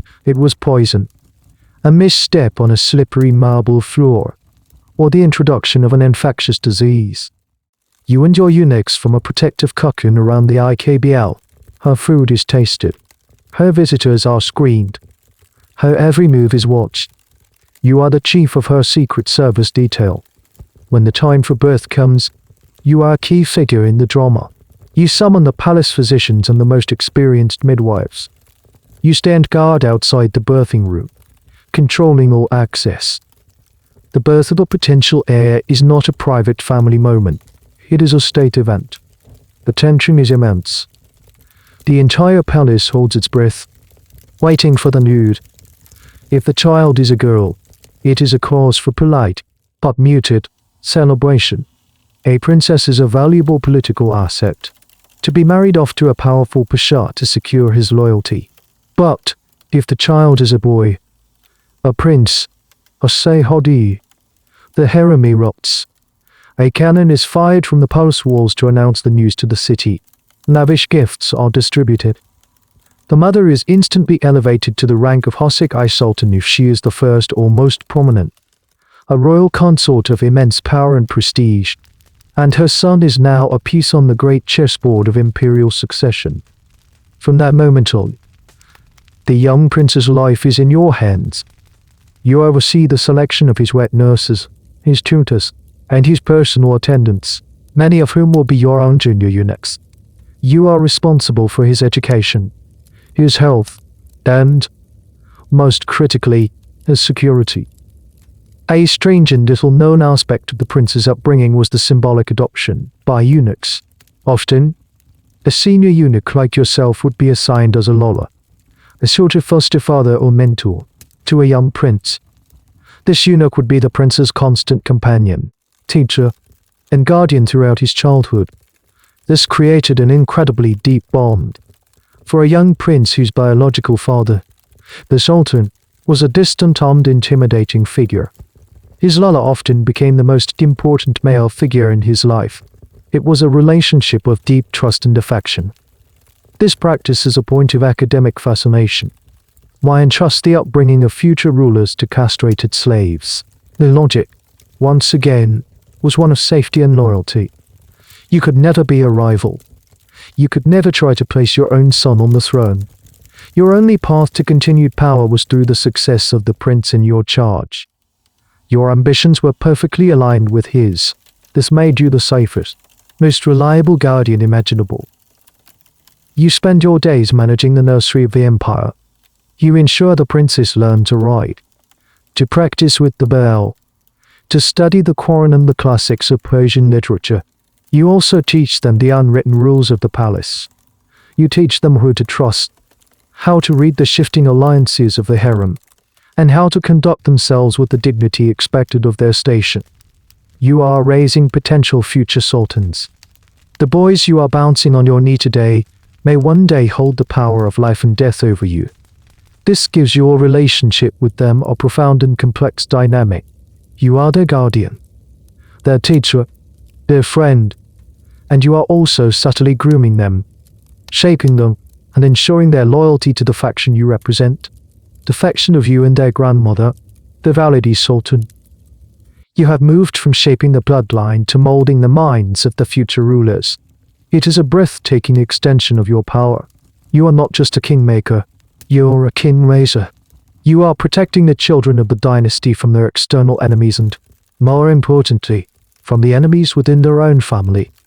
It is a sacred trust and a political masterstroke, all at once. The children running through the harem gardens are not just children. They are living investments in your own future. You have reached the summit. You are the Kizlar Agha, the master of the harem, the confidant of the Valide Sultan, the treasurer of the holy cities, the guardian of the bloodline. Viziers tremble when you frown. Ambassadors seek your favor. The wealth of a nation flows through your hands. You walk through the palace, a sea of bowing heads and averted eyes in your wake. You are a monument of success, a testament to the impossible journey from a nameless village to the pinnacle of imperial power. And you have never been more alone. The power that insulates you also isolates you. The friendships you cultivated on your way up the ladder, the genuine connections with other junior eunuchs, the easy rapport with servant girls, are now impossible. You are no longer one of them. You are a figure of immense authority, and with authority comes fear. No one speaks to you freely anymore. Every conversation is guarded. Every word weighed. They are speaking not to you, the man, but to your office. Your relationships with the women of the harem are equally sterile. They may offer you dazzling smiles and shower you with flattery, but you know it is all a performance. They see you as a tool, a gatekeeper, the obstacle or the path to their ambitions. They do not see the boy who survived the fever tent or the young man who learned to be invisible. They see only the Kizlar Agha. Even your alliance with the Valide Sultan, the most powerful relationship in your life, is ultimately a professional one. It is a partnership built on mutual interest and shared secrets. A deep and powerful bond of political necessity. There is respect, and perhaps even a form of affection born of long association. But is the affection between a queen and her most indispensable minister, not the easy warmth of true friendship. You live in opulent chambers, surrounded by servants who attend to your every need. But the silence in those rooms when the work of the day is done can be deafening. You have no family to share your triumphs with, no wife, no children. the very condition that enabled your rise. Your status as a eunuch has also created an unbridgeable chasm between you and the rest of humanity. You are a third gender, a unique class of one, living at the heart of a society built on family and lineage. This profound loneliness of the Kizlar Agha is a theme that runs through historical accounts, though it's often unspoken.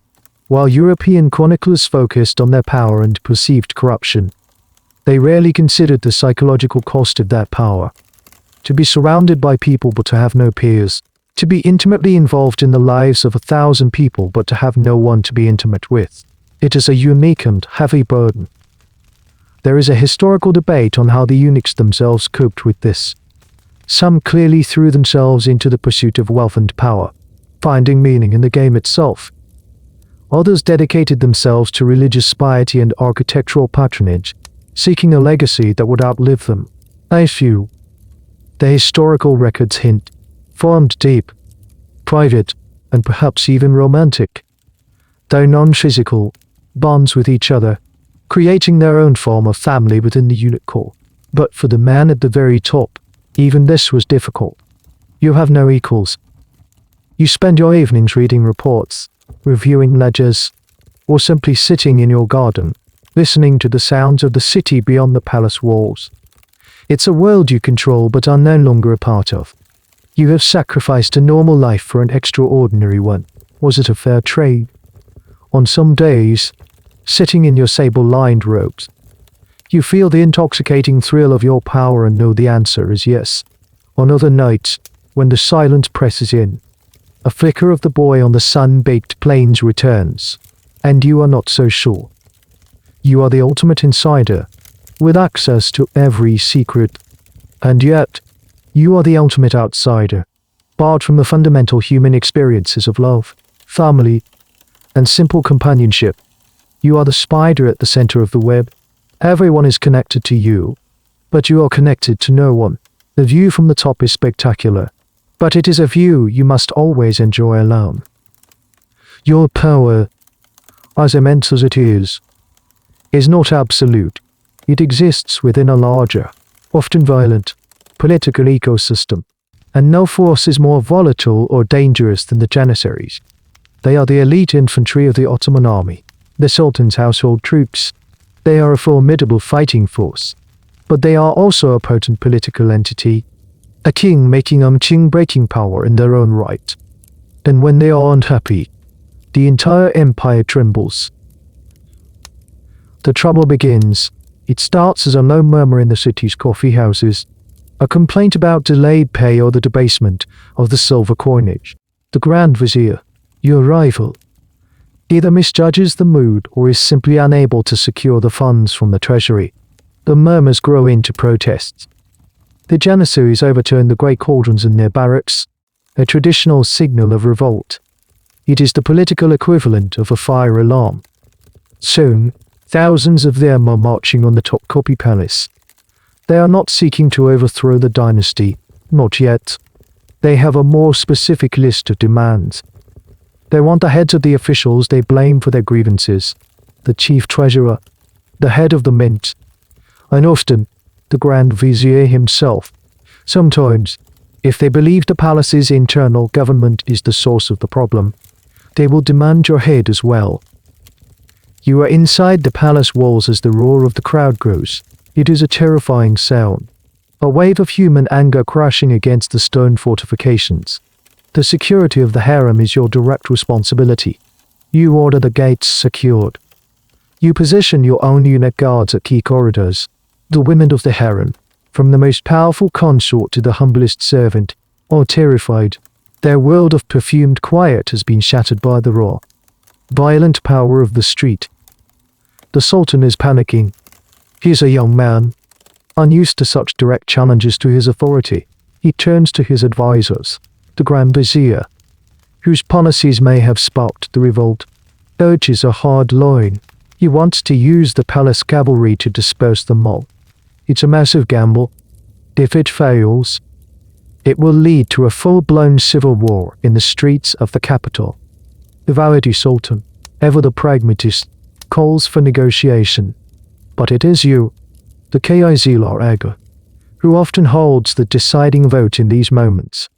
Your network of informants gives you a better read on the situation than anyone else.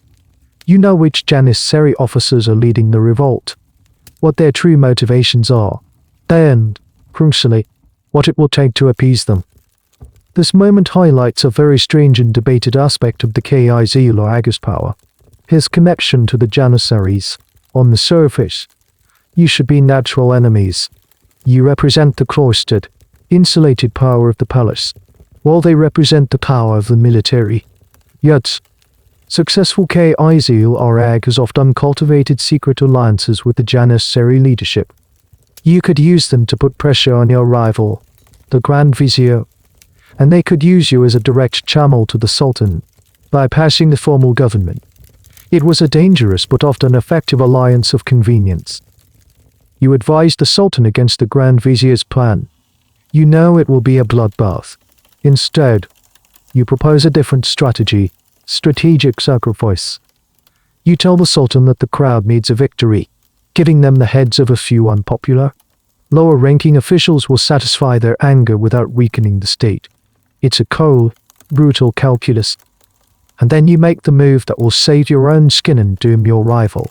You go to the Sultan and his mother and you say, "My lion, the soldiers love you, but they have lost faith in your Grand Vizier. They see him as corrupt and incompetent. His continued presence in office endangers the throne itself. You are using the crisis to eliminate your primary political opponent." The Sultan, frightened and desperate, agrees. A decree is issued. The Grand Vizier is dismissed from office. In some historical cases, this was enough. In others, the crowd demanded more. The unfortunate man would be handed over to the Janissaries, and his head would soon be displayed on a spike at the palace gate. It is a grim, horrifying spectacle, but it is the price of restoring order. With the Grand Vizier gone and a few other officials sacrificed, you then begin the second phase of your plan. You use your vast wealth from the holy endowments to produce the back pay for the troops. A river of gold and silver flows from your coffers into the hands of the Janissary officers. The anger of the mob, having been satisfied with blood and now placated with money, begins to subside. By the next day, the crisis is over. The city is quiet again. The Sultan is safe. The harem is secure. You have not only survived the storm, you have used it to your advantage. Your great rival is dead or in exile. The new Grand Vizier will be a man of your choosing, someone who owes his position to you and will therefore be compliant. You have turned the greatest threat to the state into your greatest political victory. It is a masterclass in ruthless political maneuvering. You have faced the fire and emerged not just unsinged, but stronger than before. With your great rival, the Grand Vizier, removed and replaced by a man more pliable to your influence, you begin the next phase of your power consolidation. Your influence can now extend far beyond the palace walls. You start to place your own pawns on the grand chessboard of the Ottoman state. This is a delicate and subtle process. You don't simply install your unqualified friends in high office. That would be clumsy and would quickly turn the rest of the political elite against you. Instead, you operate as a master puppeteer, a patron with an unparalleled network of clients. Your reach begins with the palace itself. The Andirun, the palace school, is a production line for the empire's future administrators and military leaders. Gifted boys, recruited from across the empire, are brought here to be educated. You, as a senior palace official, have immense influence over this school. You watch the students. You identify the brightest, the most ambitious, the most loyal. You become their patron, their ogre. You ensure they get the best tutors, the best assignments. You guide their careers. When these young men graduate, they are appointed to positions in the provincial administration or the army, and they remember who helped them. They are your men. They owe their careers to you. They become your eyes and ears in the far-flung corners of the empire. The new junior officer sent to the garrison in Belgrade. The new tax collector in Damascus. the news secretary to the governor of Egypt. They'll report back to you, sending you private letters filled with intelligence that the official government channels never see. This system of patronage is how the empire truly ran. Historians call it the politics of households. The state was not an impersonal bureaucracy in the modern sense. It was a collection of competing households, each headed by a powerful figure like you, the Grand Vizier, or other senior porters. Your household consisted of your eunuchs, your servants, your financial agents, and this vast network of political clients scattered across the empire. Your goal was to make your household the most powerful and influential one. You use your influence to shape the government. A new governor is needed for a key province like Anatolia. Several candidates are proposed. You, through the Validi Sultan, whisper to the Sultan, Peirce has served loyally for 20 years. My lion. He is pious, he is just, and he has always shown the greatest devotion to our sacred dynasty. You don't mention that Peirce is the man you sponsored as a boy in the palace school 30 years ago, and that his loyalty to you is absolute. The Sultan, trusting your judgment, signs the decree. Now, Anatolia is effectively under your influence. This practice led to a fascinating and much debated phenomenon, the creation of what some scholars call a shadow government. The official government, led by the Grand Vizier, would be running the day-to-day affairs. But behind the scenes, you and your network would be influencing policy, making key decisions, and controlling the flow of information and money. It was a dual state, with power constantly shifting between the official and the unofficial spheres. One of the oddest manifestations of your power is your influence over the legal system. You are not a judge, but you can influence who becomes a judge. You can whisper a word of recommendation for a particular scholar when a high judicial post opens up. That judge, now in your debt, might be more inclined to rule favorably in a case involving your business interests or the lands of the holy endowments you manage. You are not above the law, but you have the power to shape the hands that wield it. You are building an empire within an empire. Your power is no longer just personal and based on proximity to the Sultan. It is now institutional. It is woven into the very fabric of the state. You have allies in the army, the bureaucracy, the judiciary, and the provincial governments. This is the pinnacle of your authority. You have transcended the role of a mere palace official. You are a statesman, a grand political strategist whose influence is felt from the Danube to the Nile. You can make or break careers with a single whispered word. You can redirect trade routes, influence tax policy, and promote military campaigns, all from the quiet, perfumed confines of your apartments in the Topkapi Palace. The boy who was captured and unmade has become one of the most powerful men in the world, but you are acutely aware that this entire structure, this vast web of patronage and power, is built around one single, fragile point, the life of the reigning sultan. And no sultan lives forever. The moment you have been preparing to your entire career arrives, as it always must.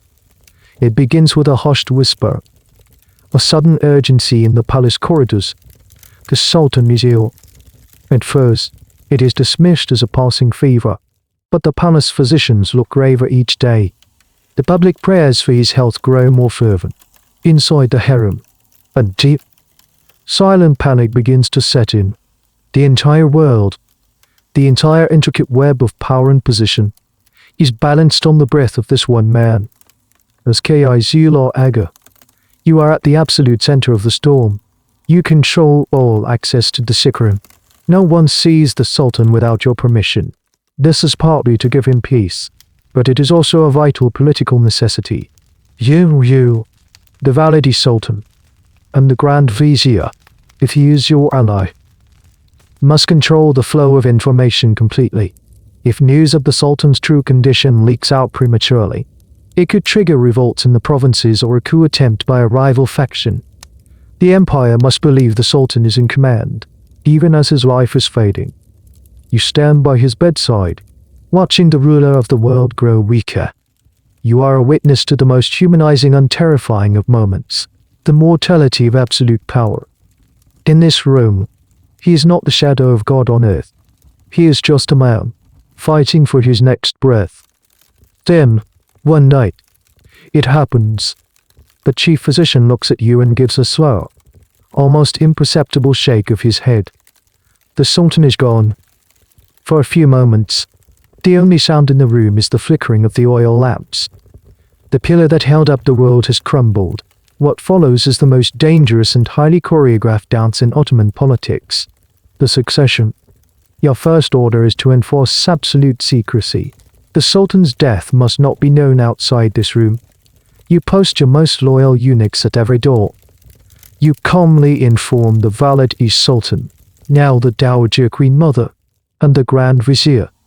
The three of you are now a secret council, ruling the empire in the name of a dead man until his successor can be safely installed. The next step is to go to the Peirce, the gilded cage where the late Sultan's brothers or sons have been living. The law of succession could be complicated, but it generally passed to the eldest male relative. Let's say the heir is the Sultan's brother, a man who has spent the last 30 years in luxurious confinement. You, accompanied by the Grand Vizier and the Sheikh al-Islam, the chief religious authority, walk the silent corridors to his apartments. This is a moment of pure theatrical drama. The prince has no idea what is happening when he sees you. The three most powerful officials in the empire. At his door in the middle of the night, he can only assume one of two things. He is about to be executed, or he is about to become Sultan. You enter, you prostrate yourselves, and you are the one to speak the words. The throne is vacant. The people in the army await their portichot. The prince's reaction can be anything from terror to disbelief. There are historical accounts of princes who refused to come out, convinced it was a trap. They had to be physically coaxed or dragged from their rooms. After decades of paranoia and isolation, the sudden call to power could be a psychological shock. This is a point where historians argue about the true power dynamics. Was the choice of successor always automatic, based on seniority? Or did the Kizlar Agha and the Grand Vizier sometimes choose a more pliable or favorable candidate from among the eligible princes? The official record says the rule of seniority was followed. But it's not hard to imagine a situation where a senior, but difficult prince might have a convenient accident just before the Sultan's death, leaving the path clear for a younger, more manageable brother. The truth is likely buried in the palace's deepest secrets. Once the new Sultan accepts his fate, you escort him to the late Sultan's chambers. The body of his predecessor is there, a stark reminder of the transient nature of power. Then, you lead him to the sacred chamber of the Holy Mantle, where relics of the Prophet Muhammad are kept. Here, in a deeply symbolic ceremony, he is acclaimed as the new ruler. Only now do you allow the news to be made public. A cajon booms. A crier announces the death of the old Sultan and the accession of the new one. The government officials, the army, and the public are all presented with a done deal. There is no power vacuum, no time for plots to form. Your role in these critical hours is paramount. You are the master of the transition. Your control over the palace, your ability to enforce secrecy, and your authority to release the new Sultan are what prevent the state from descending into chaos. You have provided the crucial element of stability. But your work is not over. A new Sultan means a new court, a new balance of power. The mother of the new Sultan now becomes the valid Sultan, and she may not be your ally. The friends of the new Sultan, long dormant in the Peirce, will now expect positions and power. Your own position, which seemed so secure just yesterday, is now suddenly precarious. You have successfully navigated the most dangerous night of your life. Now you must survive the morning. The accession of the new Sultan, which you managed so flawlessly, marks the beginning of a dangerous new era for you. The palace, which was your perfectly tuned instrument, is now a place of uncertainty. All the old alliances, the unspoken understandings, and the networks of loyalty you so carefully built are suddenly thrown into question. The first and most significant change is the shift in the office of the Valide Sultan. Your great ally, the mother of the late Sultan, is now the Dowager Queen Mother. She retains immense prestige and wealth, but her direct political influence is gone. She moves to the Palace of Tears, the traditional residence for the mothers of deceased sultans. Your direct line to the seat of power is severed.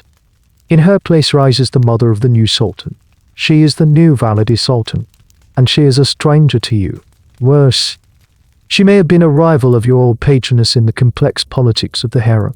She likely has her own favorites, her own agenda, and her own candidate in mind for the job of Kizlar Agha. She sees you not as an indispensable partner, but as a remnant of the old regime, a man whose loyalty is questionable. The new sultan himself is an unknown quantity. You may have been his keeper in the Peirce, but your relationship was that of a jailer to a prisoner. Now, he is your master. The quiet, scholarly prince you knew might transform into a paranoid tyrant now that he holds absolute power. The promises of friendships he made in the confinement of the Peirce are the new currency of the court. The men who were his companions in misery are now his closest advisors. You are not one of them. You feel the ground shifting beneath your feet. A Grand Vizier you helped appoint might be summarily dismissed, replaced by a friend of the new sultan. The provincial governors who owed their careers to your patronage suddenly become very distant. Their reports less frequent. They are trying to curry favor with the new regime, and your association is now a liability. Your vast network of clients begins to fray at the edges as they seek new patrons. This period of transition was often a time of purges. The new sultan, encouraged by his mother and his own set of advisors, would clean house, removing the powerful figures of the previous reign to consolidate his own authority. As the most powerful surviving member of the old guard, you are the most prominent target. The attacks against you are indirect at first. Rumors begin to circulate that you were too close to the previous Valide Sultan, that you have amassed too much wealth from the holy endowments, that your loyalty is suspect. Your enemies, who were silent and fearful just months ago, are now emboldened. They feed these rumors to the new sultan, poisoning his mind against you. The debate among historians is how much personal agency a new sultan, fresh from the Peirce, actually had. Was he truly making these decisions? Or was he a puppet of his mother and the new inner circle? Often, it seems to be the latter. Ayman, isolated for decades, would be heavily reliant on the people he trusted most, making him a tool for their ambitions and vendettas. You try to adapt. You lavish the new sultan with gifts. You pledge your undying loyalty. You try to build a rapport with the new Valide Sultan, offering her your expertise in managing the harem. But you can feel the chill in the air. The smiles are a little too thin. The conversations a little too brief. You see the signs of your decline. A junior eunuch you promoted is suddenly demoted for a trivial offense. A contract for the holy endowments you were about to sign is inexplicably cancelled and given to a merchant favored by the new regime. Your recommendations for appointments are politely ignored. Your power, which once seemed like a solid fortress, is being dismantled brick by brick. You have two choices. You can fight, using your immense wealth and remaining network to intrigue against the new powers. A dangerous game that will almost certainly end with your execution. Or you can accept the inevitable and prepare for a graceful exit. You have spent a lifetime navigating the treacherous waters of the palace. You know when a storm is unwinnable. You see the writing on the wall, in the elegant calligraphy of a royal decree that reassigns one of your key allies to a distant, powerless post. Your time is over. The web you so carefully wove over decades has been torn apart in a matter of months. All you can do now is wait for the final, formal blow that will sever you from the world you created. The final blow comes not with a sword, but with a quiet decree. You are summoned before the new sultan. He is polite, even magnanimous. He speaks of your long and faithful service to his father and the dynasty. He thanks you for your stewardship of the harem and the holy endowments, and then he informs you that your service is no longer required. You are being retired. It is a form of dismissal reserved for the most powerful and potentially dangerous figures. Execution would be messy and could create a martyr. Stripping you of your wealth would be complex and could upset the delicate financial balance of the endowments. So a third option is chosen: honorable exile. You're being sent to Egypt. This was the traditional retirement home for powerful, deposed Kizlar or Aghas. There are several reasons for this. Firstly, it was far away from Egypt. You could not easily meddle in the politics of Istanbul. Secondly, it was the primary source of the wealth you used to command. Sending you there was a deep irony. You could live out your days in the land that was the foundation of your power, but you would no longer control it. Thirdly, it was a place of comfort and luxury, a golden handshake that acknowledged your former status while neutralizing your threat. You are given a few days to prepare. You pack your personal belongings, a vast collection of luxurious robes, jewels, and books accumulated over a lifetime. Your immense personal fortune, legally considered your own, is yours to keep. The new regime knows it's better to let you go wealthy and placated than to have a poor, vengeful, and incredibly knowledgeable enemy intriguing against them. The departure is a quiet, almost somber affair. There are no grand farewells. The people who bowed and scraped before you just a year ago now avoid your gaze. You are yesterday's news, a ghost of a former power. You take one last walk through the harem, the place that was your entire world. You see the latticed windows, the tiled courtyards, the familiar faces of eunuchs and serving girls you trained. It is like watching a play that you once directed, but are no longer a part of. You board a ship in the Golden Horn, the same waters you first saw as a terrified boy on a slave ship. The journey now is in the opposite direction, and in infinitely more comfort. You had a private cabin, your own servants. But the feeling of being adrift on an uncertain sea is strangely familiar, as the domes and minarets of Istanbul fade into the horizon. You feel a profound sense of loss that is deeper than just the loss of power. You have lost your home, the only home you have truly known. You arrive in Cairo, a city bustling with its own ancient energy. You are given a magnificent villa, a palace in its own right, surrounded by lush gardens. You are treated with the utmost respect by the local Ottoman governor, who knows who you are and the power you once wielded. You are a private citizen, but a very important one. Life becomes a quiet routine. You manage your estates. You engage in charitable works, perhaps funding a small mosque or a school. You live in immense comfort. But the silence is different from the powerful silence of your office in Topkapi. That was a silence of control, of listening. This is the silence of irrelevance. A fascinating question that historians ponder is what these retired spy masters did with all their secrets. Did they write memoirs? Almost certainly not. It would have been too dangerous. Did they sit in their gardens and quietly spill their stories to a trusted friend? Perhaps. Most likely, they took their secrets with them to the grave, the knowledge you possess, the scandals, the plots, the true parentage of a certain prince, the secret dealings with a foreign power, is still potent enough to shake the empire. Your silence, even in exile, is your final service, or your final, passive-aggressive threat. You receive letters from time to time, from the few loyal clients who have not forgotten you. They keep you informed of the news from the capital. The new Kizlar Agha is, you hear, far less competent than you. The new Valide Sultan is struggling to control the harem. The Grand Vizier is making blunders. You read these reports with a detached, melancholy satisfaction. You are a living history book, a relic of a bygone era. The great game of power, which consumed your every waking moment for decades, now continues without you. You are no longer a player, but a spectator, watching from a very, very distant seat. Years pass in the warm, dry air of Egypt. Your hair is now the color of snow. The fire of ambition that once burned so fiercely within you is cooled to a soft, glowing ember of memory. Your days are measured not by political crises and secret meetings, but by the call to prayer and the changing light in your garden. You sit on a cushioned bench, looking out over a fountain that splashes gently in the courtyard of your villa. The scent of jasmine hangs on the air. It's a peaceful life. A life many would envy. But for you, it is a long, slow epilogue to a story that has already ended.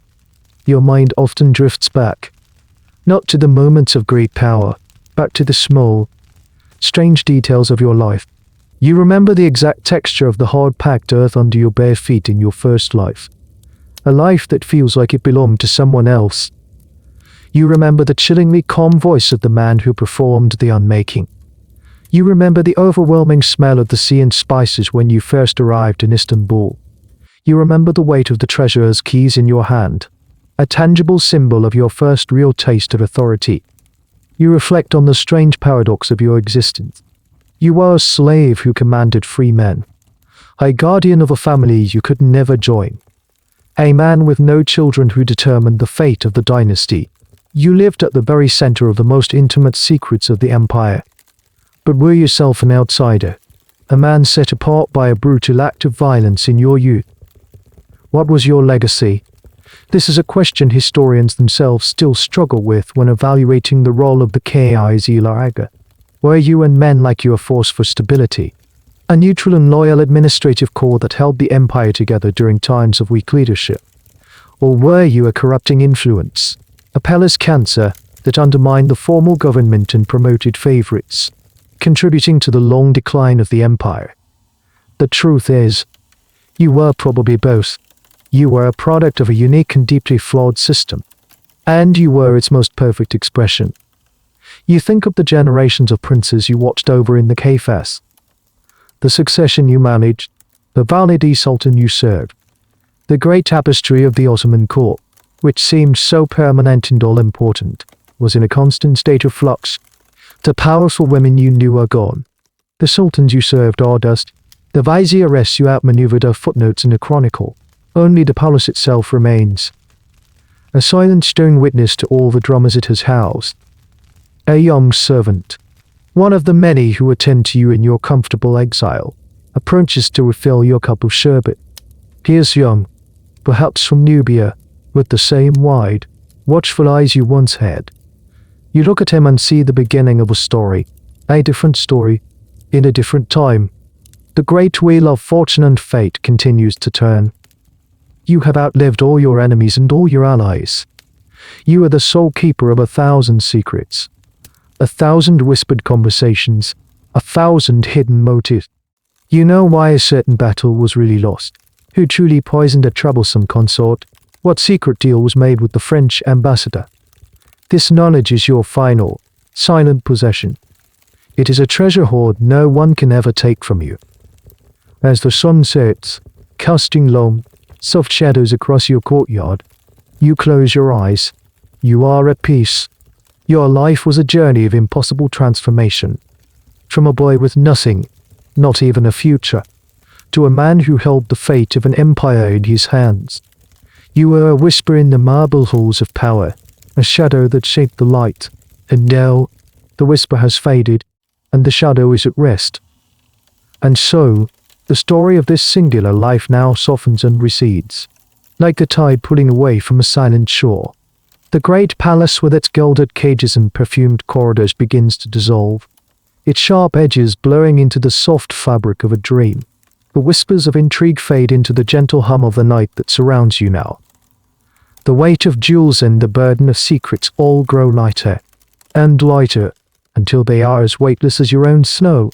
Steady breath. You can feel the journey ending, the story tucking you into a place of deep and profound quiet. There is nothing left to understand, nothing left to follow. There is only this peaceful stillness, this comfortable darkness. The tale has been told, its purpose fulfilled, leaving only rest in its wake. Our narrative has reached its peaceful end. It's okay if you're still here with me. Feel free to press play on another journey, or simply enjoy this deep and comfortable quiet. Good night.